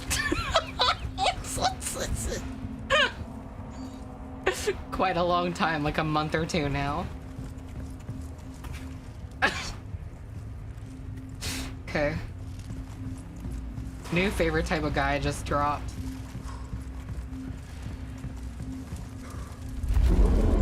What?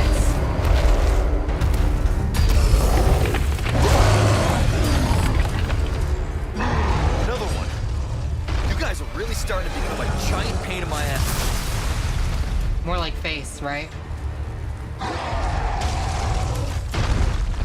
Okay, so what's the play here? Find a cannon, maybe?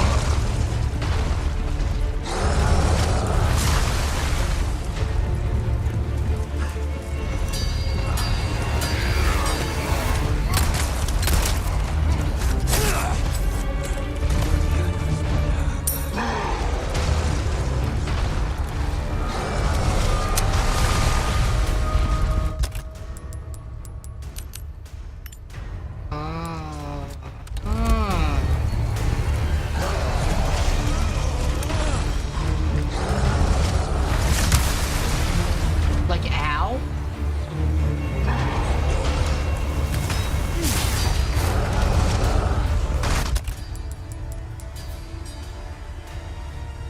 I just can't right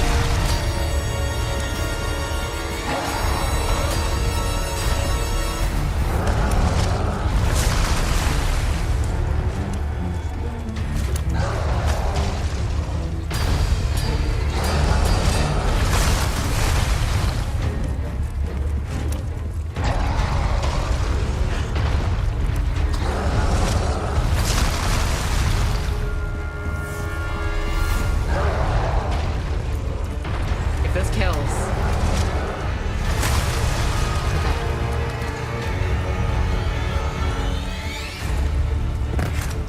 Go, white boy, go.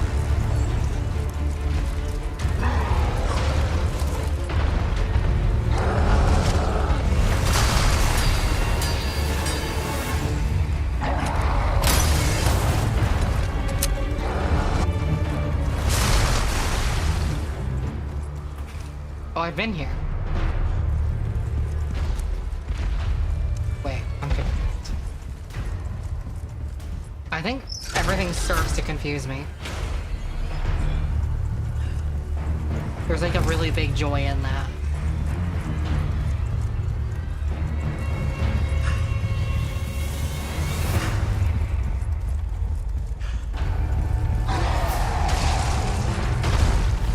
Oh, I know where I am now.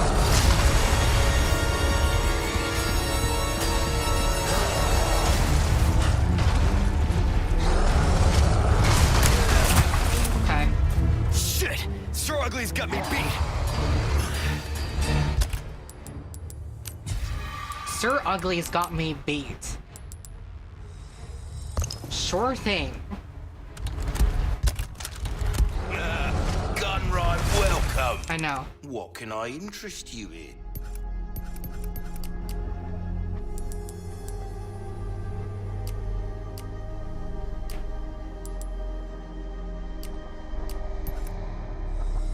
give that the care it deserves, mate.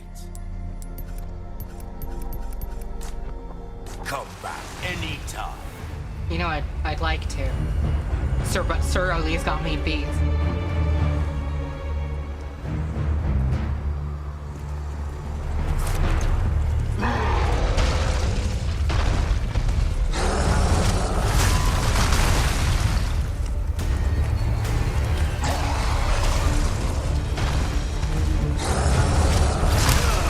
Now, come on.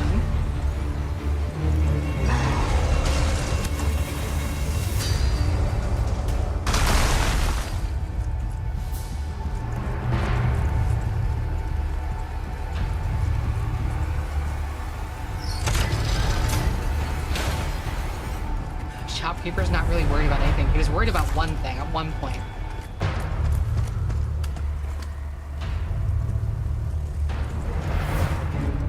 Just like alternate ways of getting up there.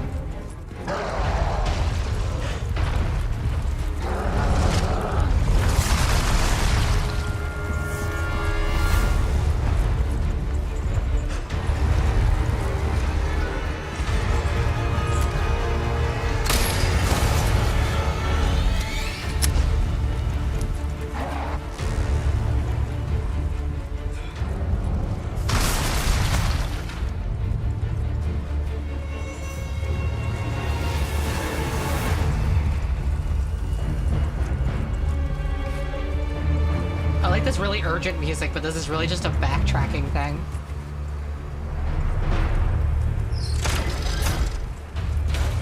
Okay, I remember this spot.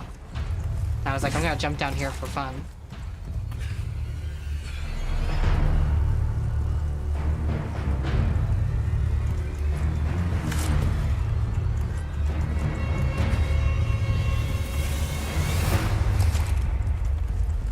It feels like these all go to the same place, so I'm like really confused. I must be missing something.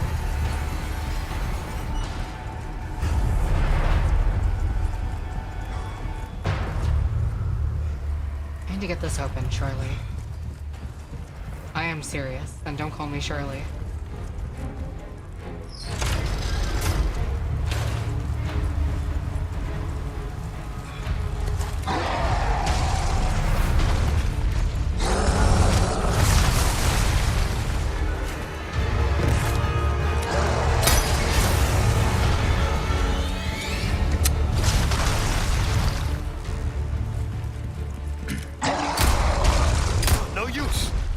Wasting ammo.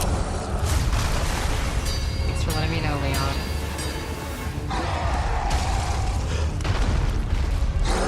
Think this kills.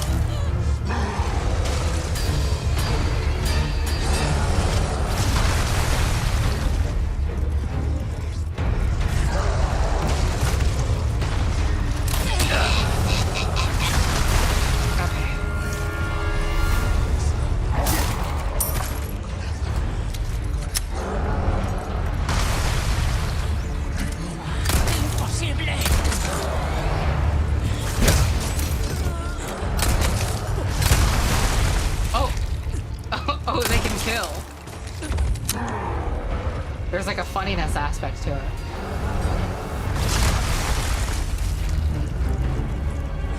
Wait, so if I open... Oh, I see.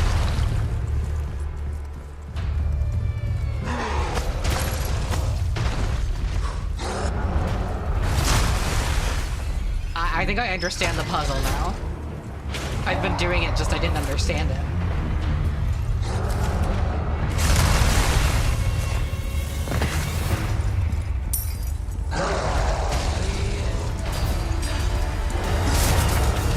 Makes a lot of sense now. Laugh. What, you're gonna drop nothing for me? Oh, what, you're splitting... Oh, I get it now.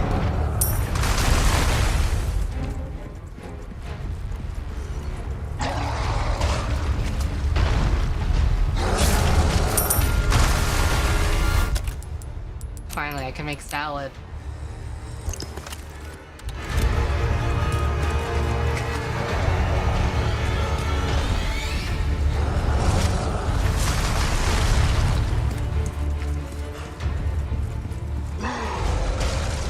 So then what's the way to get up there? Oh, I see.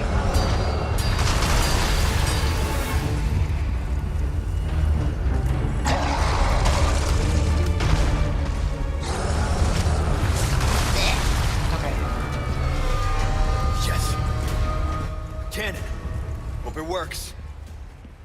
I hope that's not foreshadowing for it not working.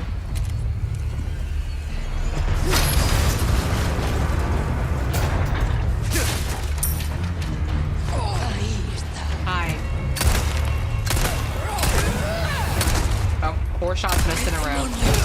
It's a new record. That's an Academy record. Right? Can you die? Are you dead? Nope. Yes? What is this activity? Okay.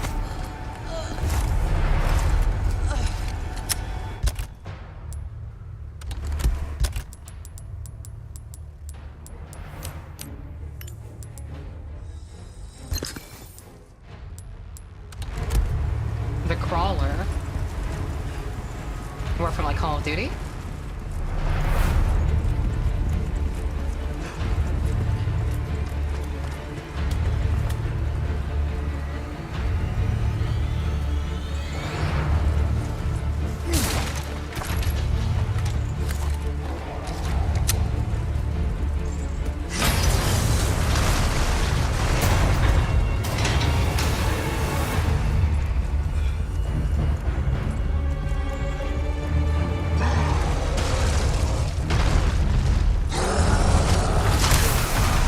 Where did that hit me from? Cuntosaurus Rex. Get ready.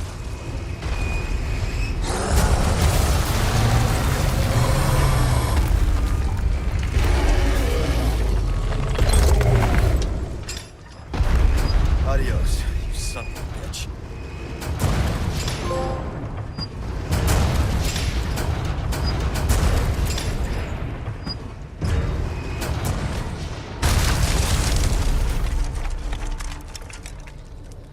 All right, open for traffic.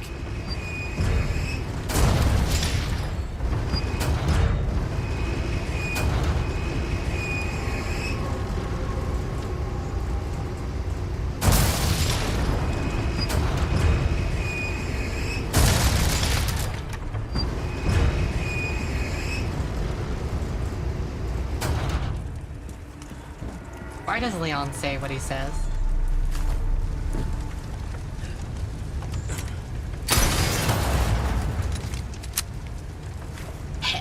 Open for traffic.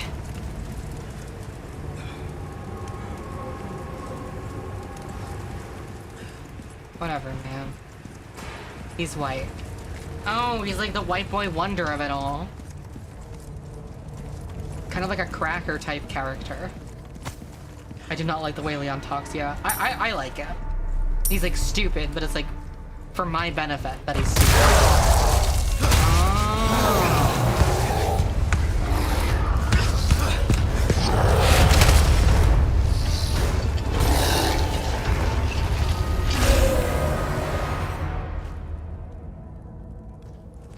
Sorry, I've had my fill of you guys. Sorry, I've had my fill of you guys.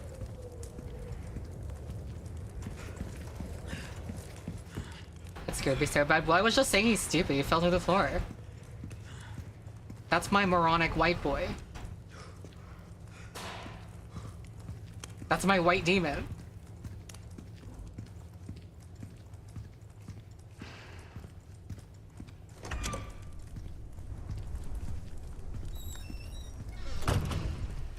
Like, it is kind of hot when men are stupid. Like, he can't do basic multiplication, but he can, like, look good. You know what I mean?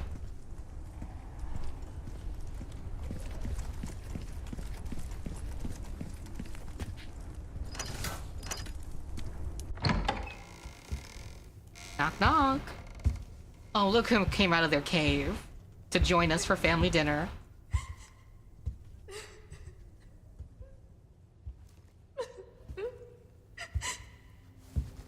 Stay back. I might hurt you again. I'm so scared. When that happened, I wasn't myself anymore. I was something else. She must have been terrifying. I know. You too? It's okay to be afraid, you know. But you can't run. You gotta keep moving forward. We will beat this. He has some form of muscle. Together. He's definitely not buff, but he does have muscle, I suppose. I don't know if I can. You can. Just give me a heads up before you stab me next time, okay? Leon, thanks. Competent dumbass trope really is badass, not gonna lie. By a moonlight glow. Daddy said, "Boom."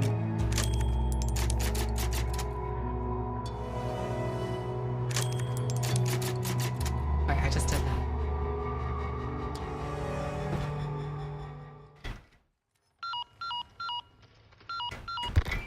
Luis, where are you? Sorry, I screwed up. Come to my rescue, Prince Charming. I'll show you charming, pal. Come on. I'm in the ballroom past the courtyard. Don't be late to the dance. Can't believe that guy. He's in trouble. We can't just leave him, right? There's like a flaggy waggy component to this.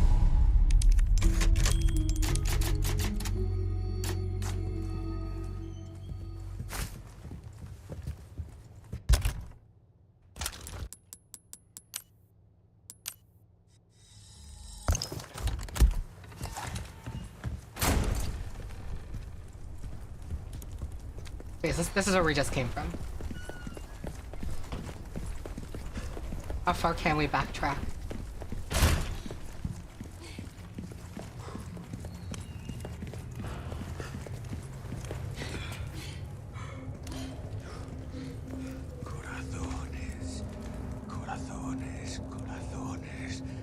Well, I guess I can, but I don't feel like it anymore. Welcome back, Darth Vader. Luis kicking his feet and twirling his hair, talking to Leon. Yeah. It's that. That's the situation. Okay.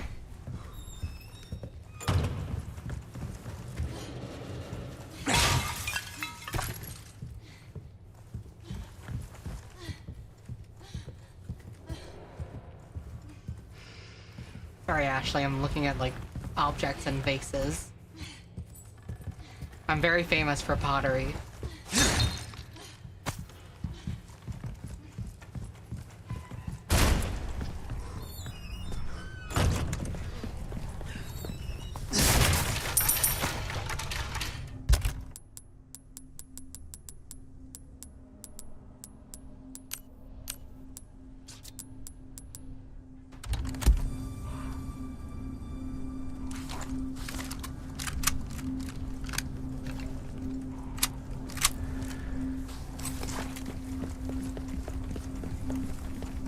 Spread out.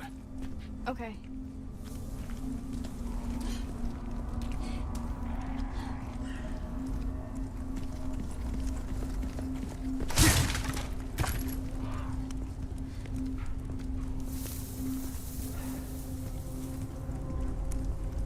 Good sound, everyone.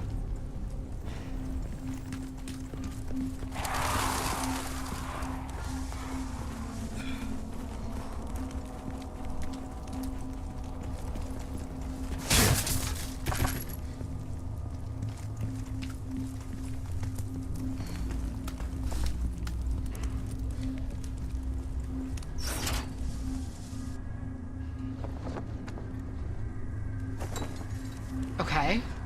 Hey, look! The flag's been lowered.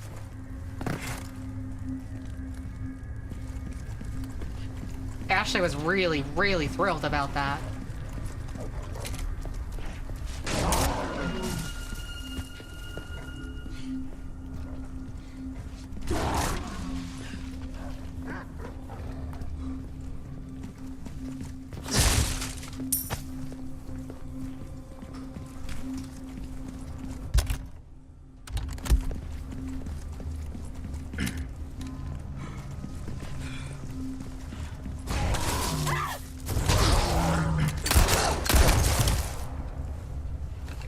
What the dog doing?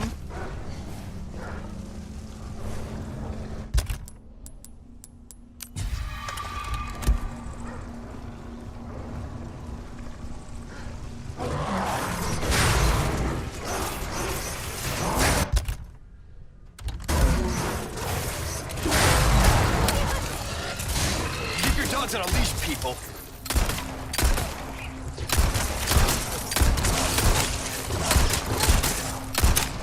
Come on. Why?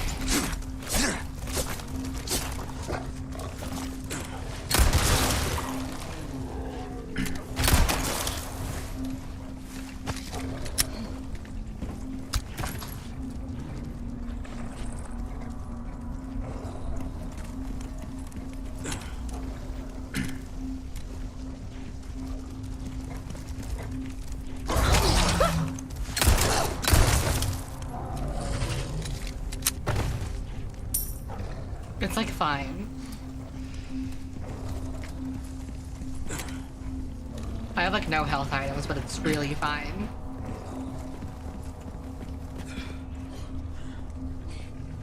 Conveniently open window, I like that.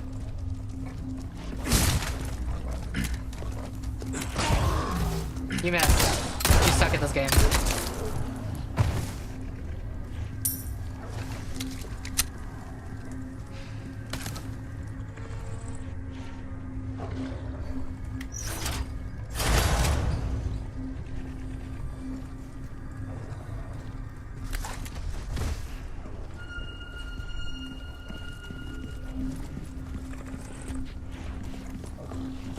Do I have to tell her to do that? I'm confused. Oh, I see.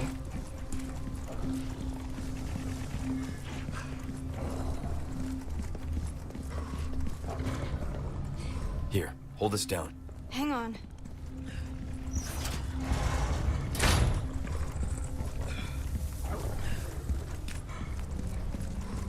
Be careful! I don't want to. I want to take as many risks as possible.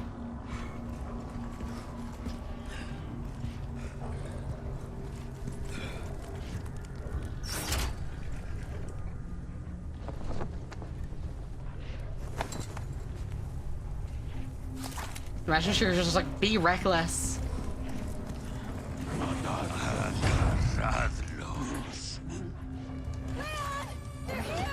Ashley, run!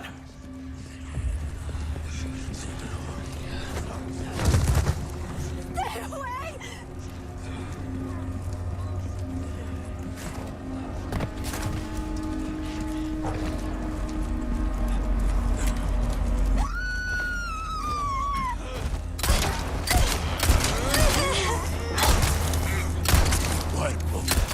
Next.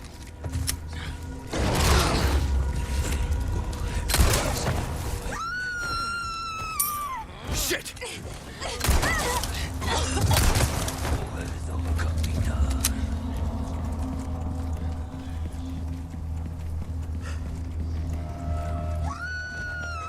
Just relax.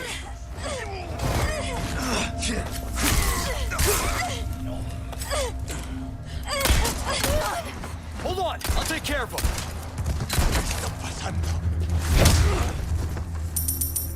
Here's a question. Why don't we give Ashley a gun?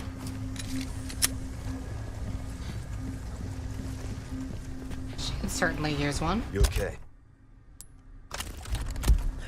Yeah, I'm fine.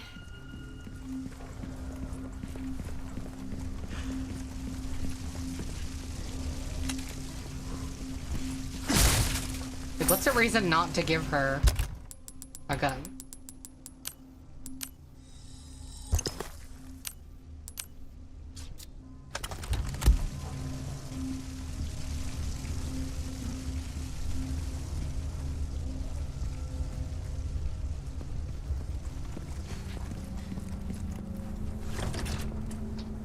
It's locked. Thank you, kind stranger. Here is your Reddit gold.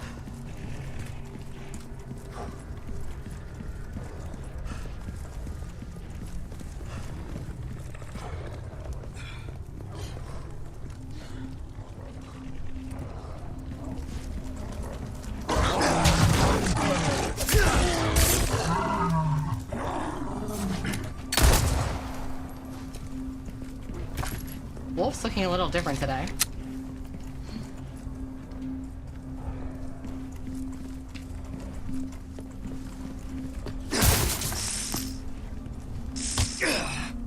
Dude.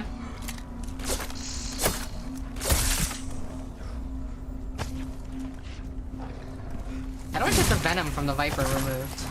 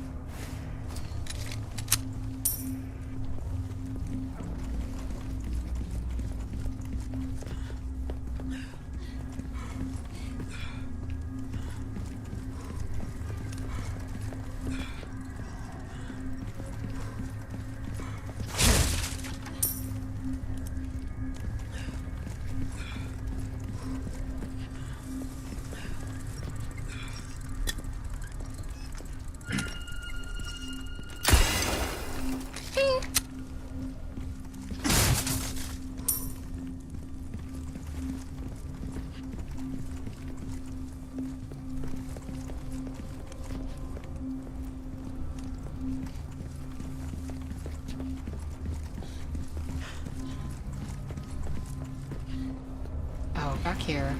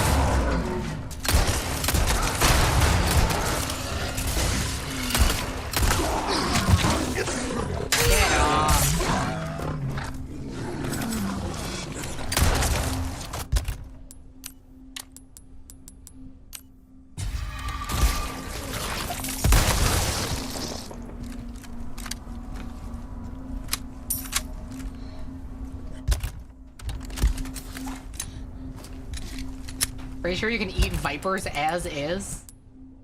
If the poison glands are removed, it may be eaten. I have not removed the poison glands.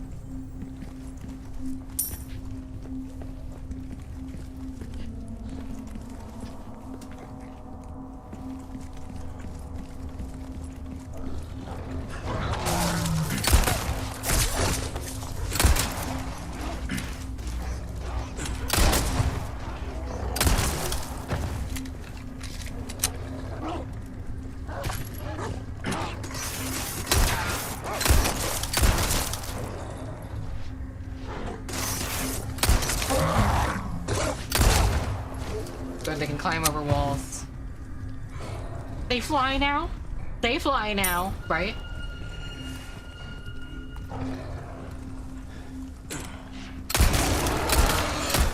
Next.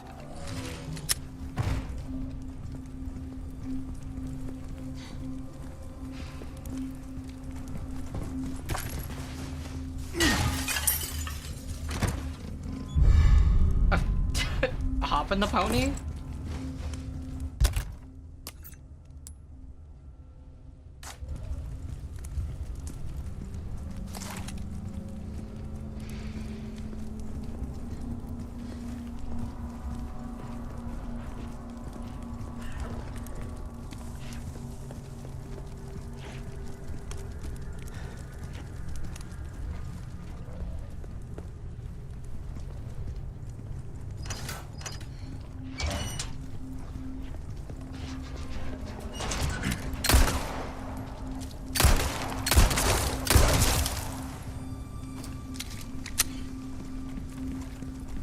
Scusa. Thank you.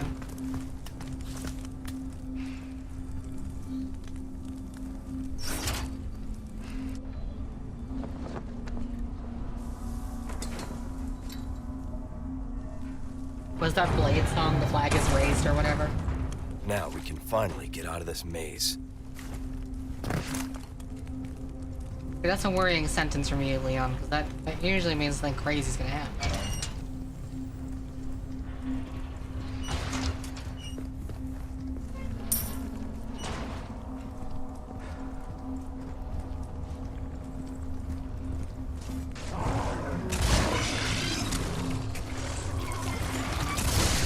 Well, what do you know?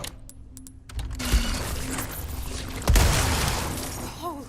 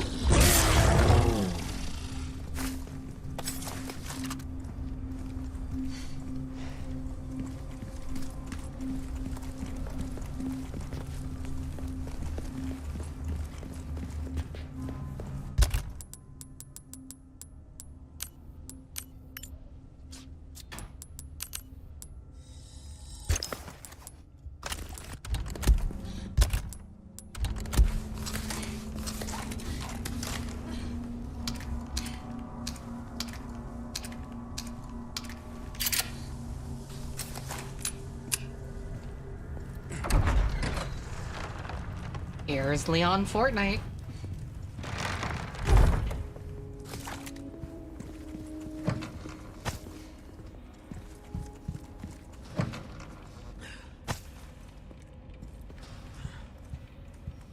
Ballroom must be this way.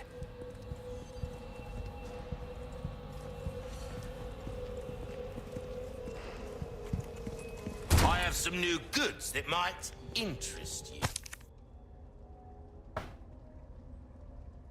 More blue medallions.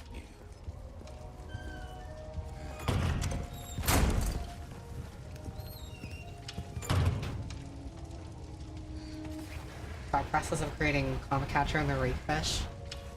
The original version, it sounded like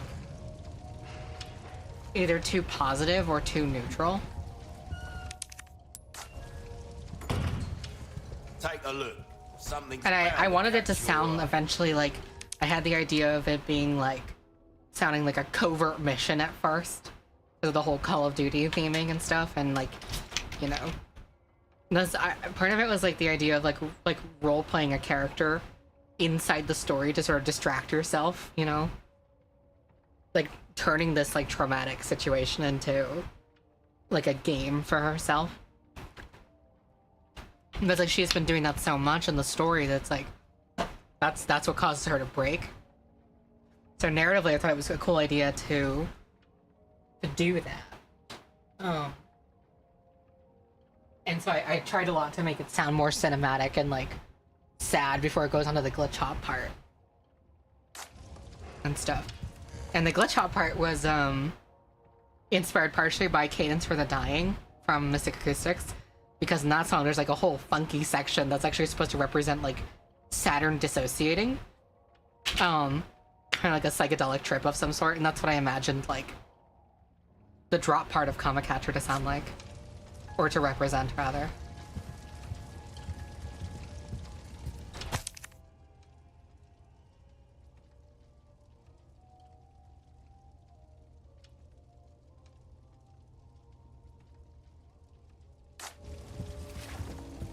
Welcome. I got something new for you. A deal well struck.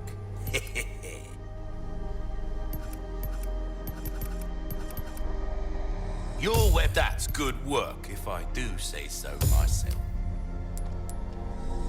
Stocking up while you can. Wise choice.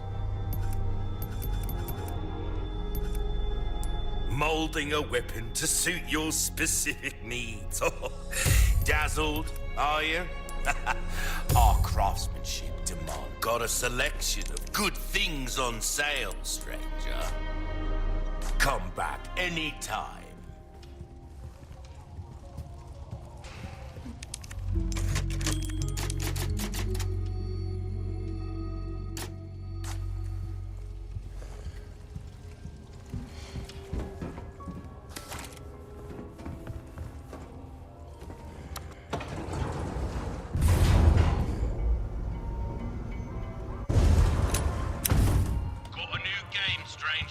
Just for you. Why not give it a try, if you're up to it?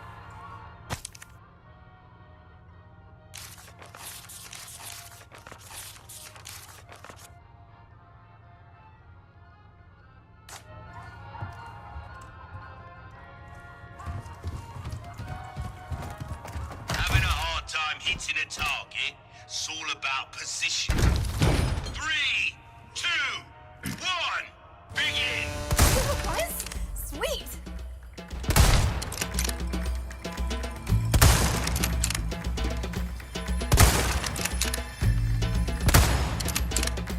Ow. Well, the scope stops working when you zoom out. It's like kind of disorienting. Reload!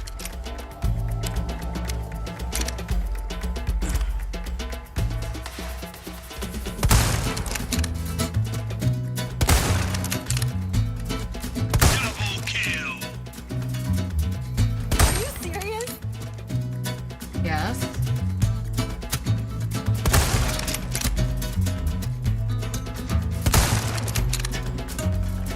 That's your lot! What is that pirate? Well, you did better than expected. Okay, gotcha life. Now. You really are a pro, aren't you? Sure.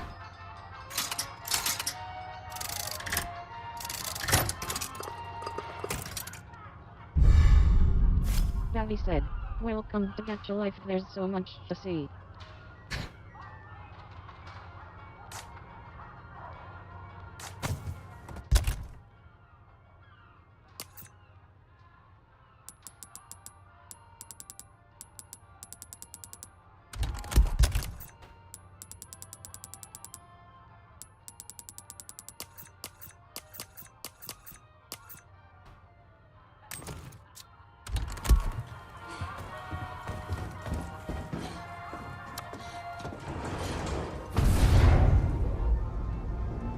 Quick scoping now. Barely. I have something I think you like.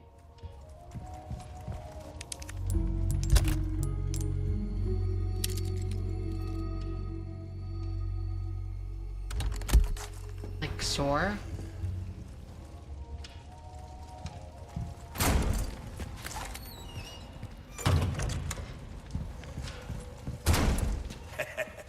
Why not treat it?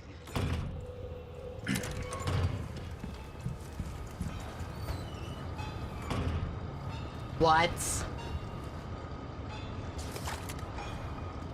What? You don't get carsick or anything, do you? You're about to find out.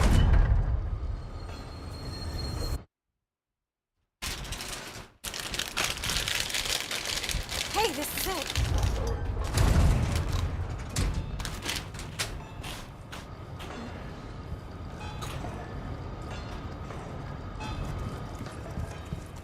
I thought we were gonna get like a roller coaster ride.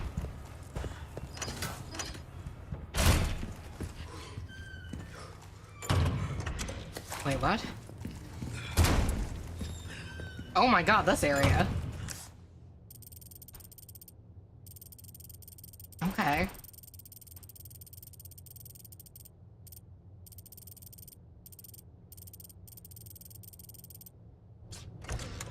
Oh, it leads back here. Yeah, I said that.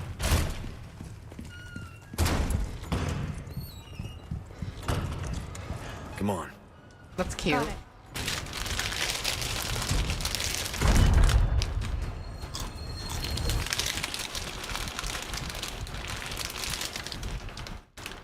We're here.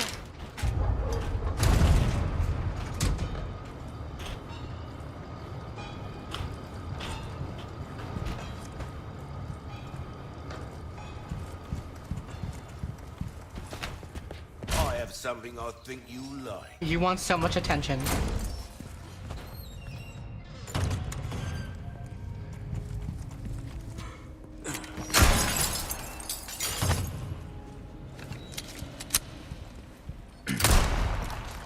Look, there's a statue up there. Yeah, there's a few of those in here. No good.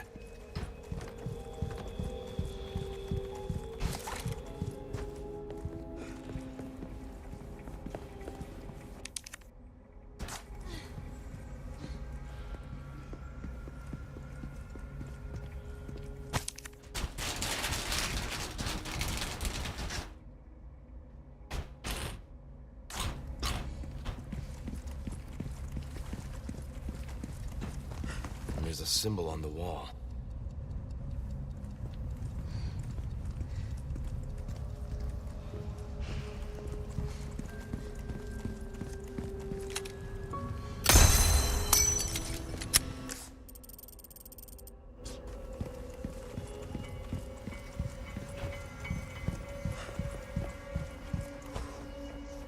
Intrusive thought.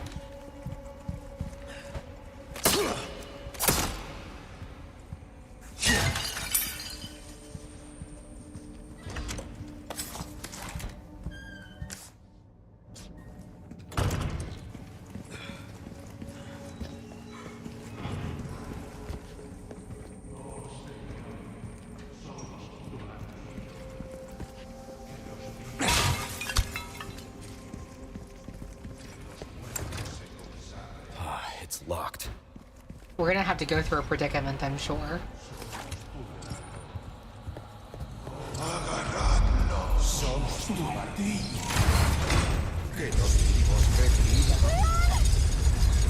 We're sandwiched, all right.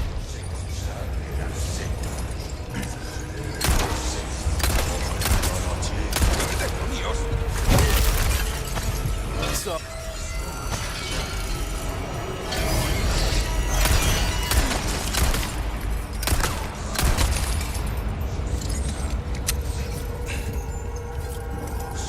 Hey, up on the balcony!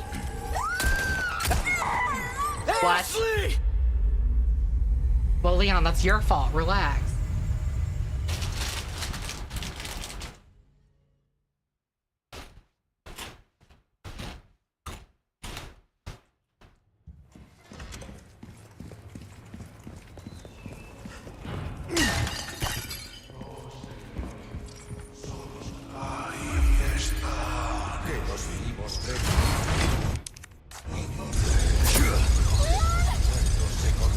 We're sandwiched, all right.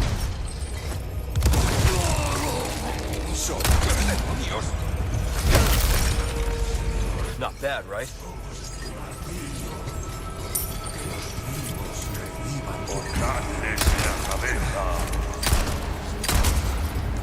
What the hell is happening?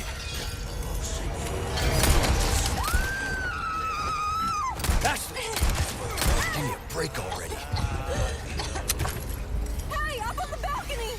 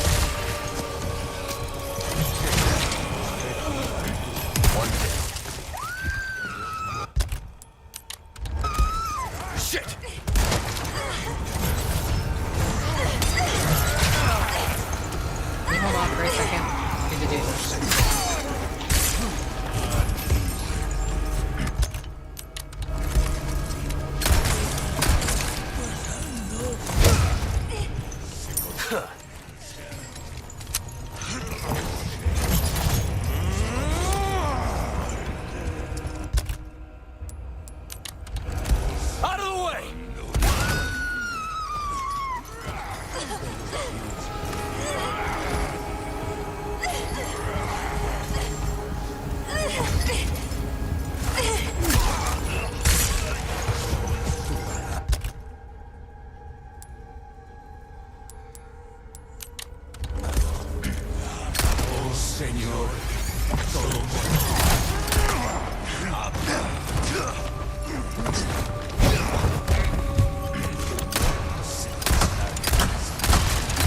You're in the way!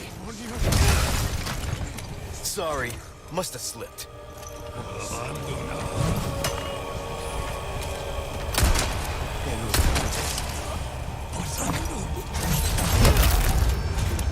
Not bad, right? Ah.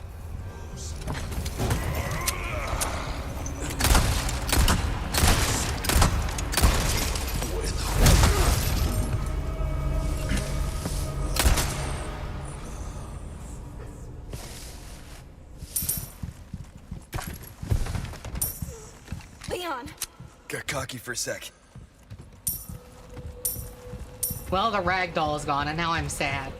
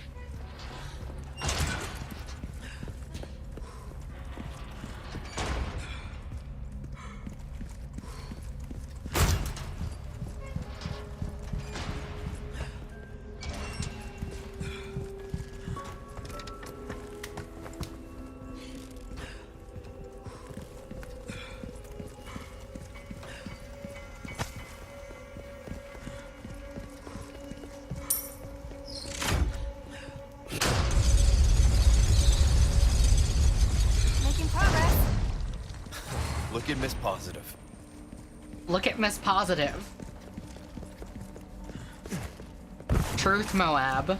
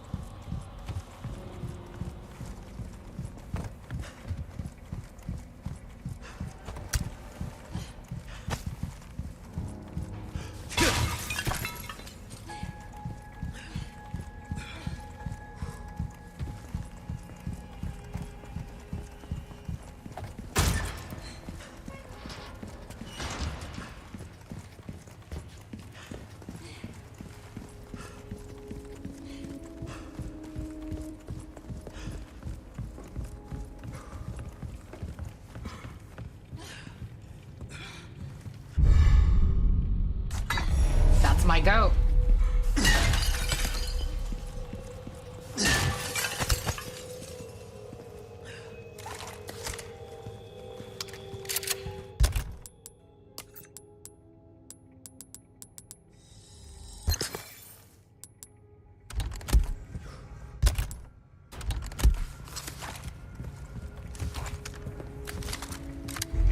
Guys, really? Didn't we go over this? None of this.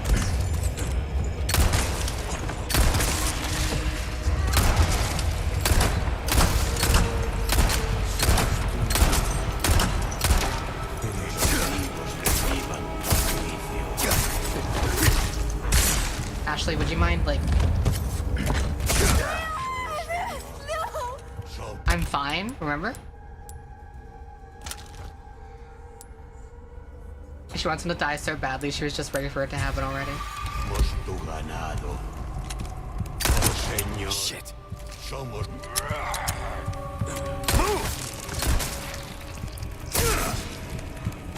Que los muertos se consagren al...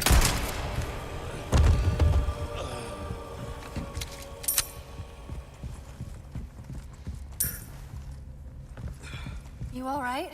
Yeah, no big deal. No, I'm dead. Help.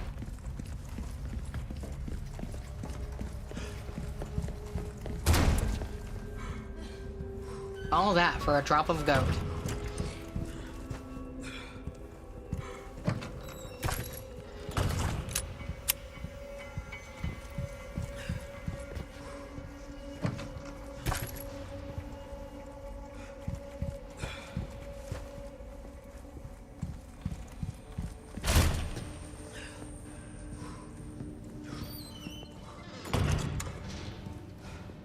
Hey, Leon, there's some armor.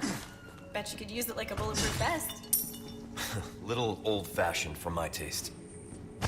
Too bad. I think you'd look pretty dashing. Okay.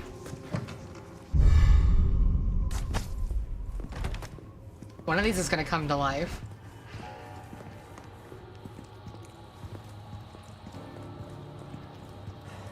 Maybe all of them are gonna come to life.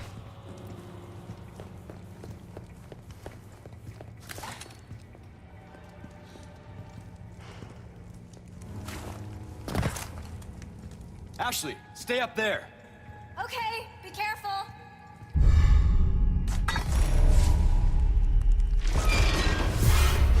Leon, the armor! Yeah? Come on, you can't be serious. And don't call me Charlie.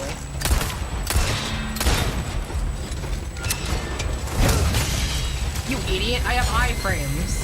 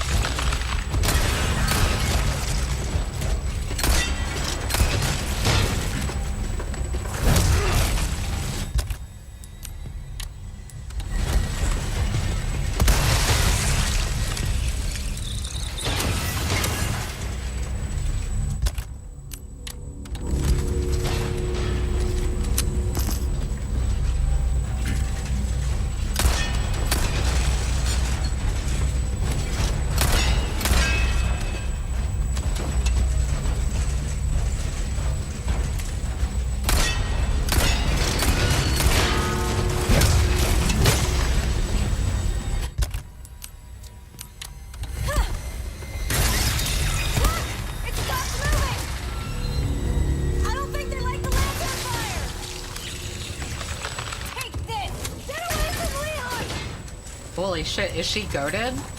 Ashley, it's okay. Just stay safe.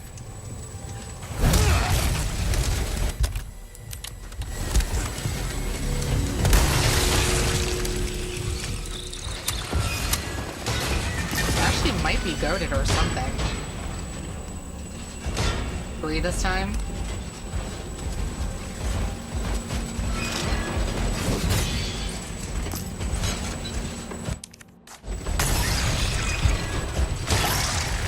Go to hell, you rusty piece of shit!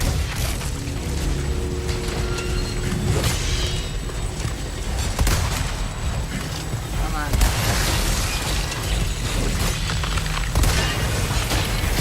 What?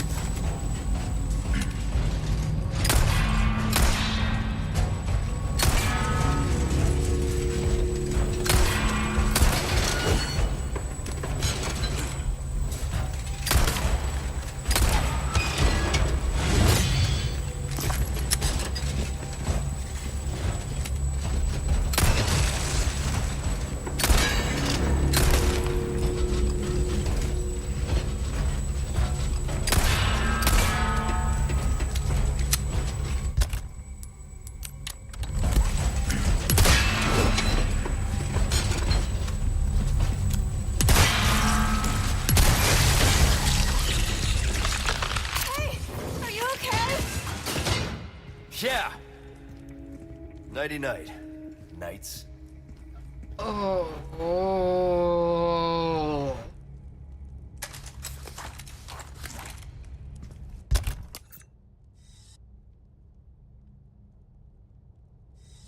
What? Whatever. Leon!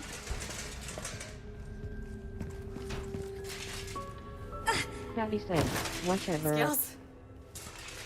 You sure you're alright? You're not Skills? burned, are you? Nah, thanks for your help. I really did the trick.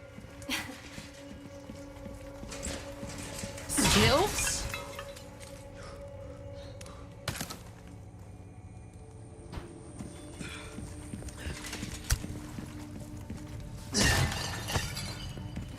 Sure, man.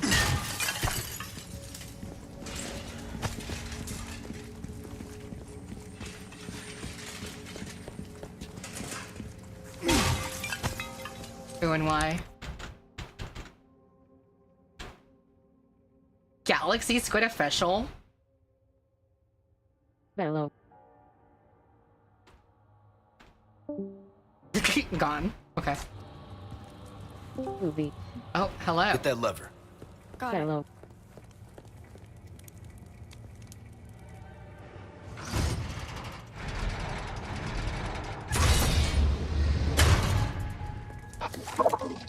What are we streaming today? I'm streaming Resident Evil to stream. Hello, stream. I'm in the car. Galaxy Squid Official is in the car. You don't think... Yes. Holy shit, dude, I know this is like big news, but I just got cubic device. That's really awesome. They're gonna move, do you? Watch out, I'm blinking.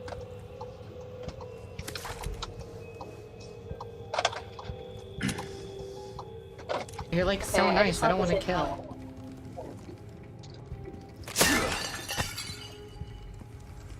I just wanted to say hi, but my car sounds gonna be really annoying, so I'm not gonna say. It's okay. Everyone say hi to Galaxy Squid anyway. Unless you like the sound of my blinkers and a water bottle rolling Daddy around said, in my passenger hello, seat. bro.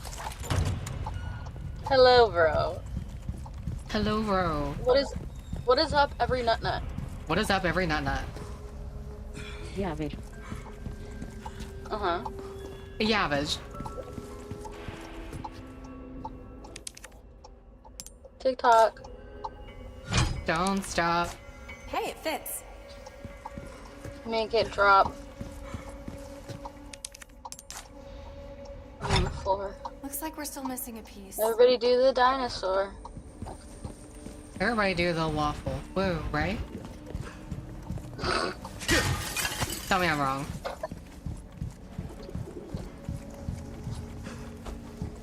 You can't because I'm enormous. I'm growing. I'm growing. Ah! I just realized I'm going the opposite way of where I need to go. I'm a fool.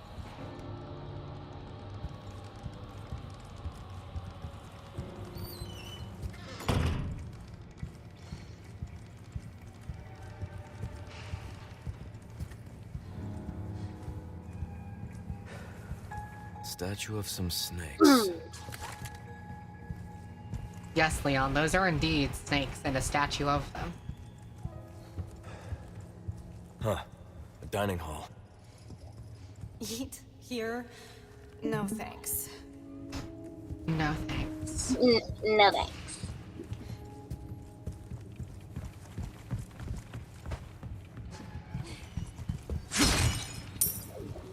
Whoa.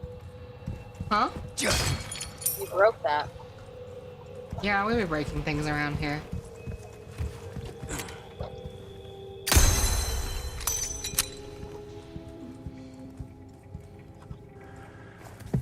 So, you do a lot of missions like this?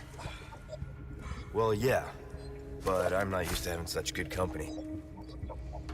Is that a compliment? Take it however you want. Take it however you want. Ashley. Okay.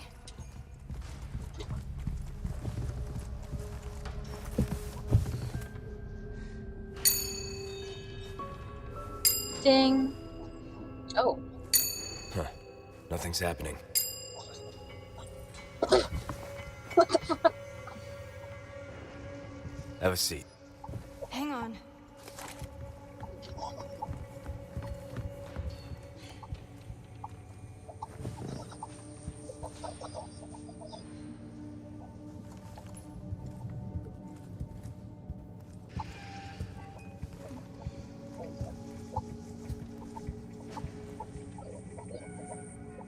Each have a different food. Hooray. This one empty.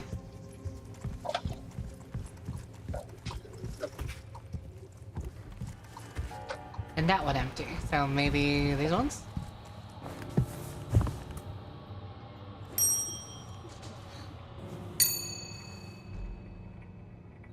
We gotta be missing something.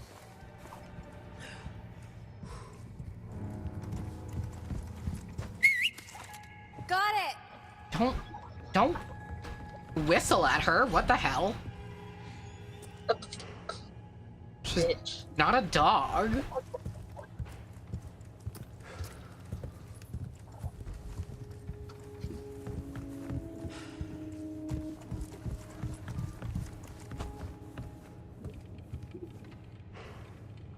Okay.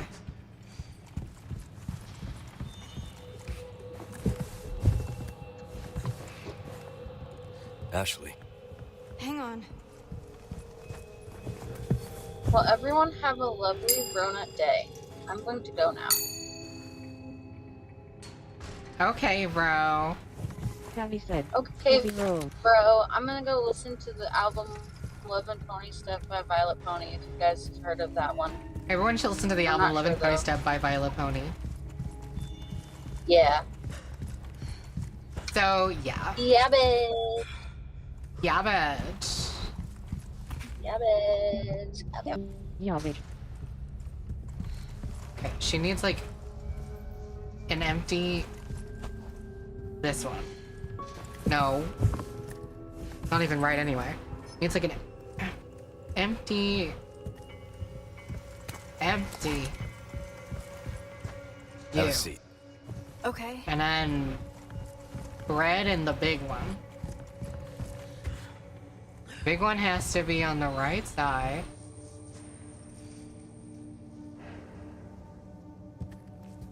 This should be it.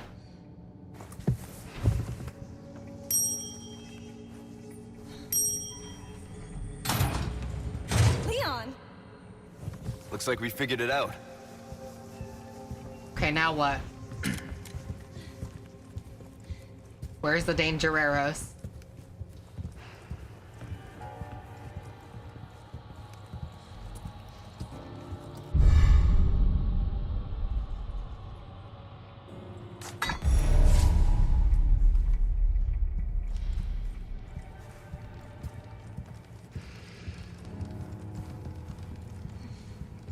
Is that it? No Dangereros?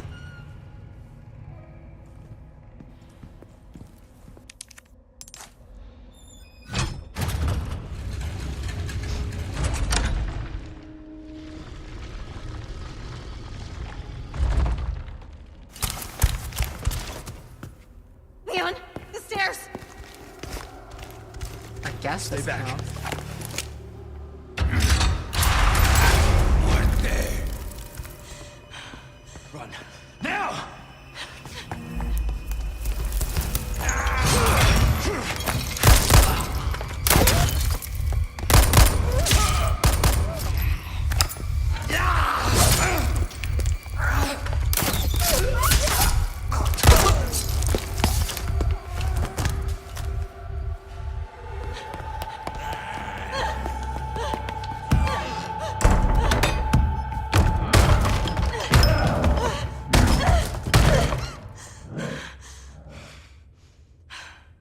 I won't run. Wait for me, Leon. What does it mean? Oh. I'm like an Ashley type character.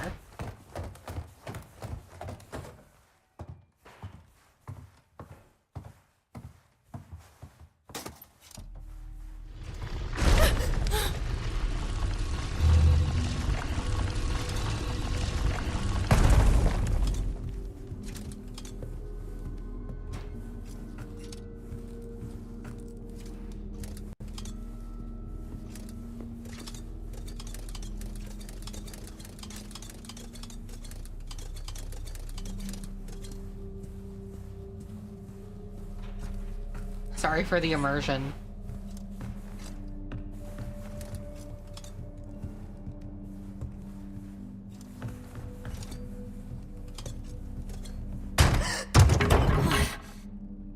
Don't scare me like that.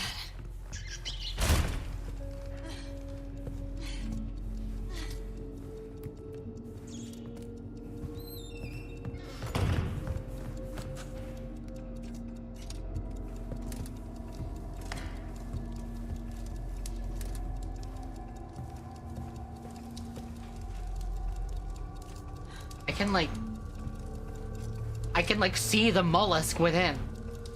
You know that, right? Is that a clock? Yes. The hands move. That is how it works.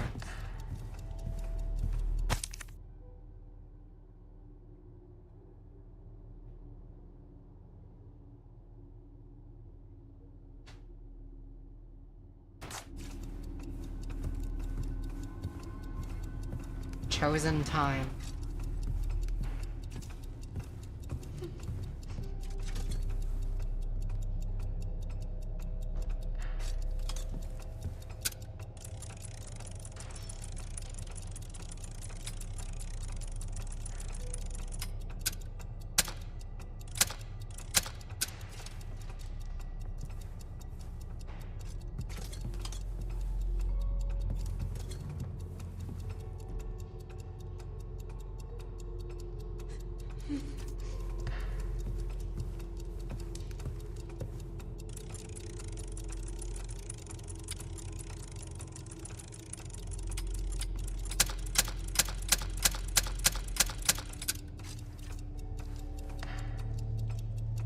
There's no way it would be the time that it is right now for me, right?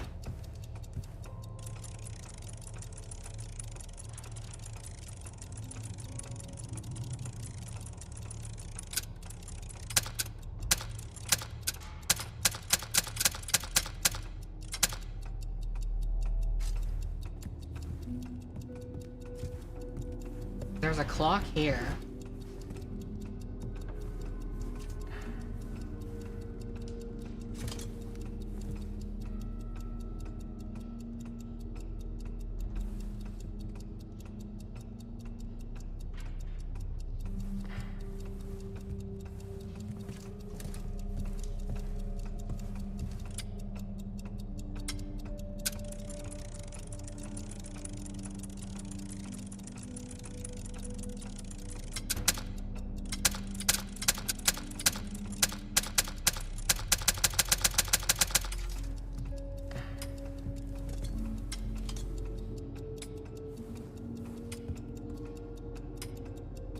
Like, if the small one is hour, which I think it is, right?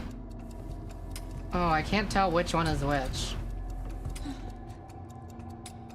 I think it's almost midnight. And the thing is here.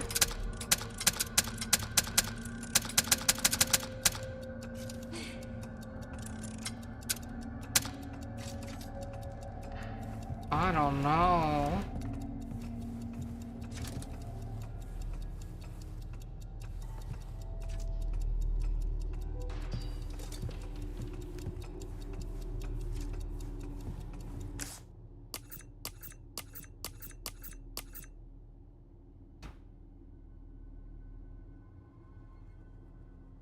To the chosen time.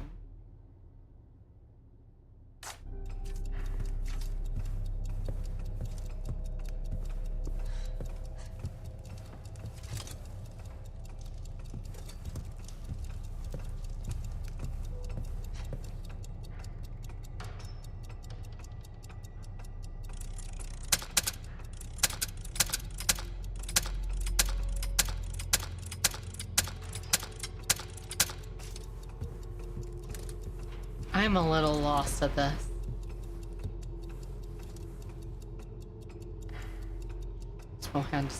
Small hand is our hand, yeah. So then is it like this?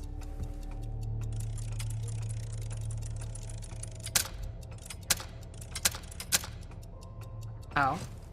That's it.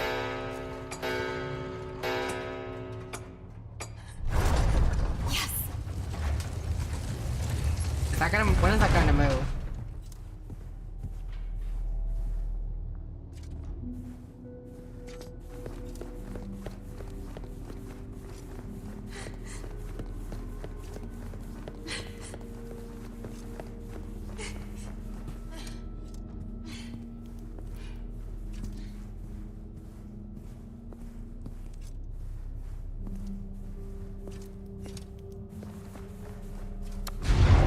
What's that noise?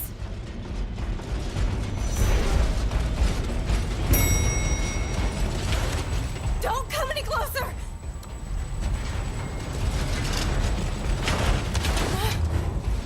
Oh, thank God. I am done with armor.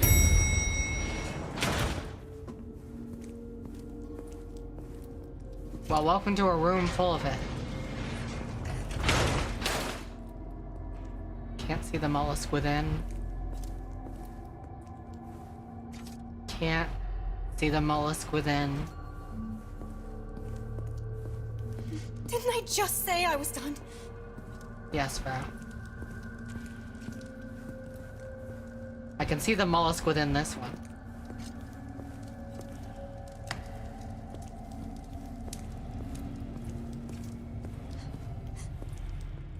I can see the mollusk within this one.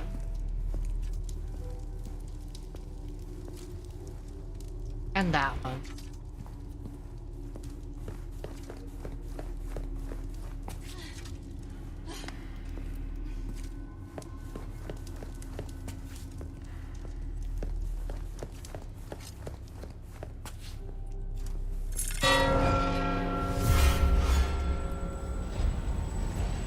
This sucks!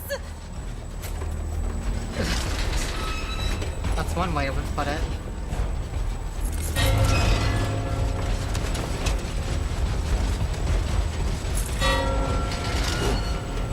Stay away!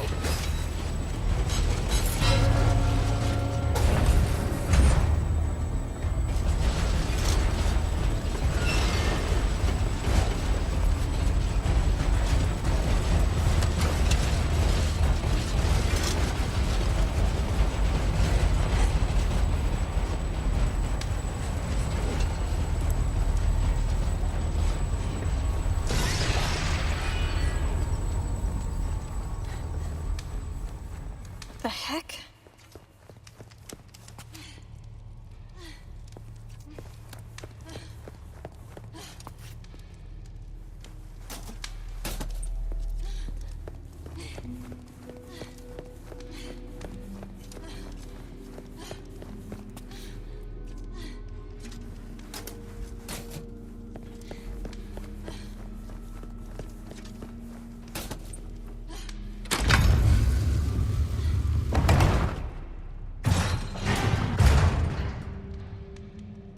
All spark. Sam.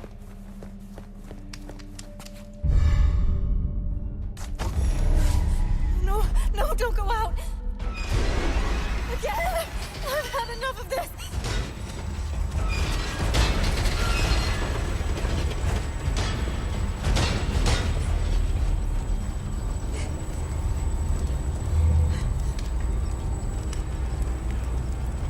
Okay. Good nights and stay still.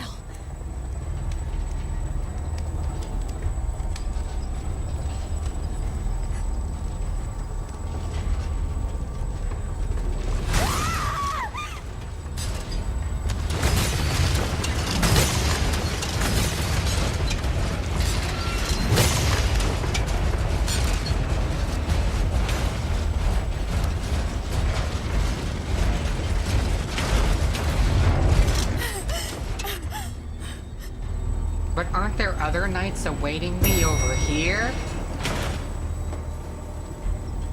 No?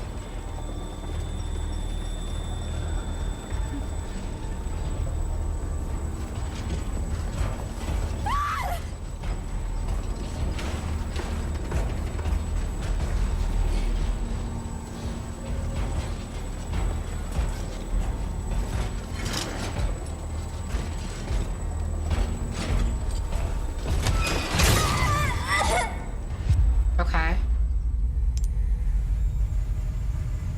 A great sadness fills my nostrils.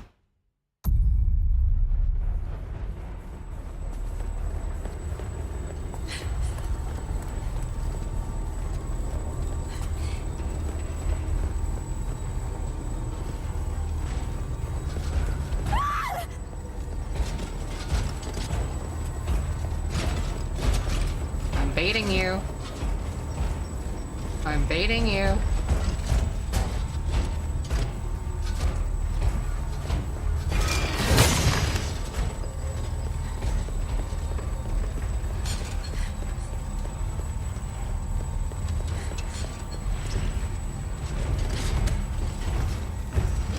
Bye.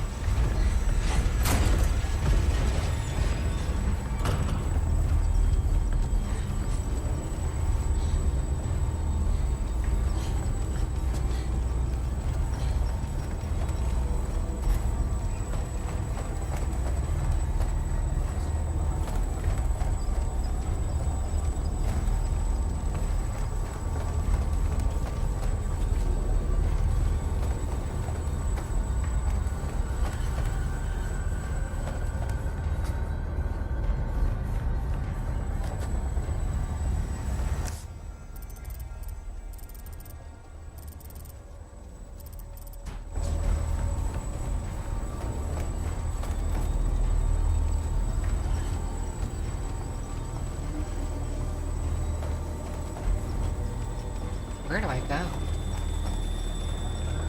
Thank you for that sound.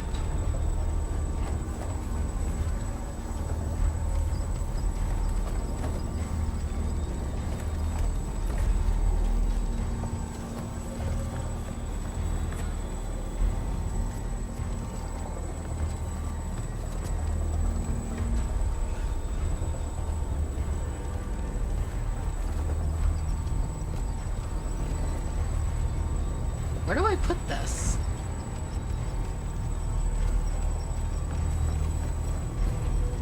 What am I doing?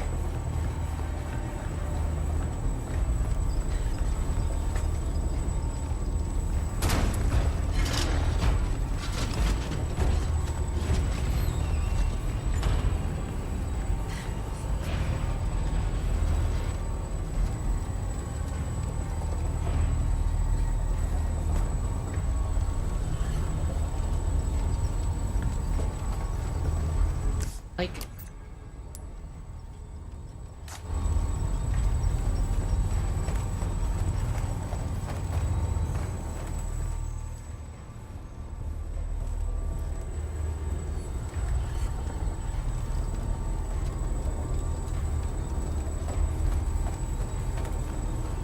What am I doing? Where do I place this object?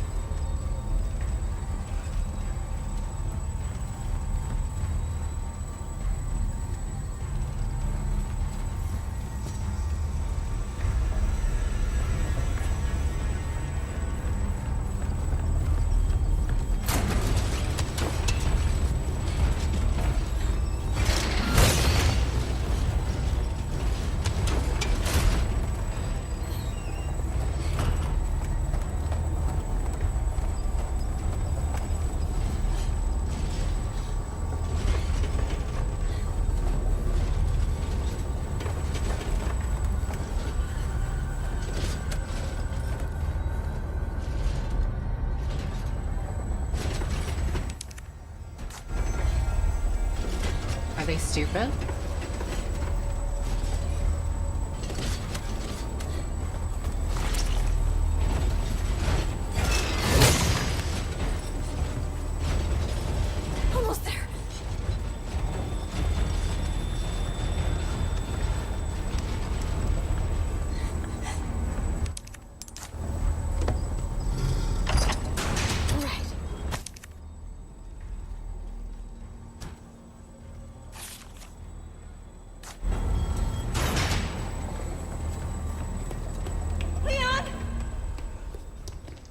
Ashley, are you alright? Yeah. Give me a sec, I'll get you out.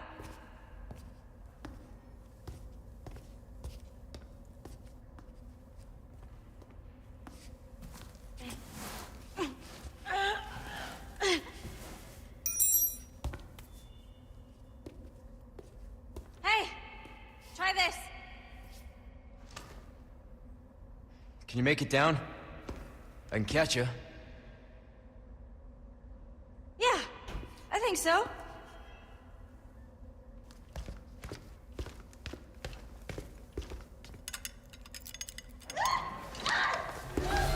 Ashley! What is even that?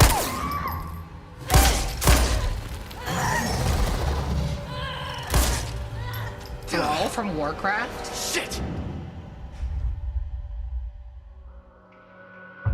Okay.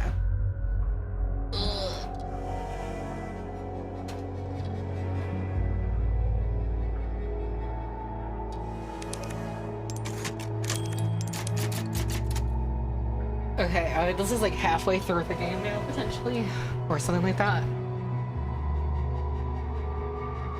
Anyhow. I will stop stream here.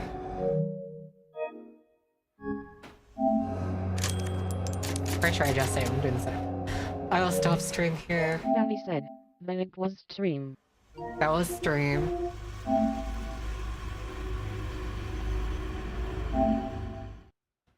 Thanks for being a part of our world.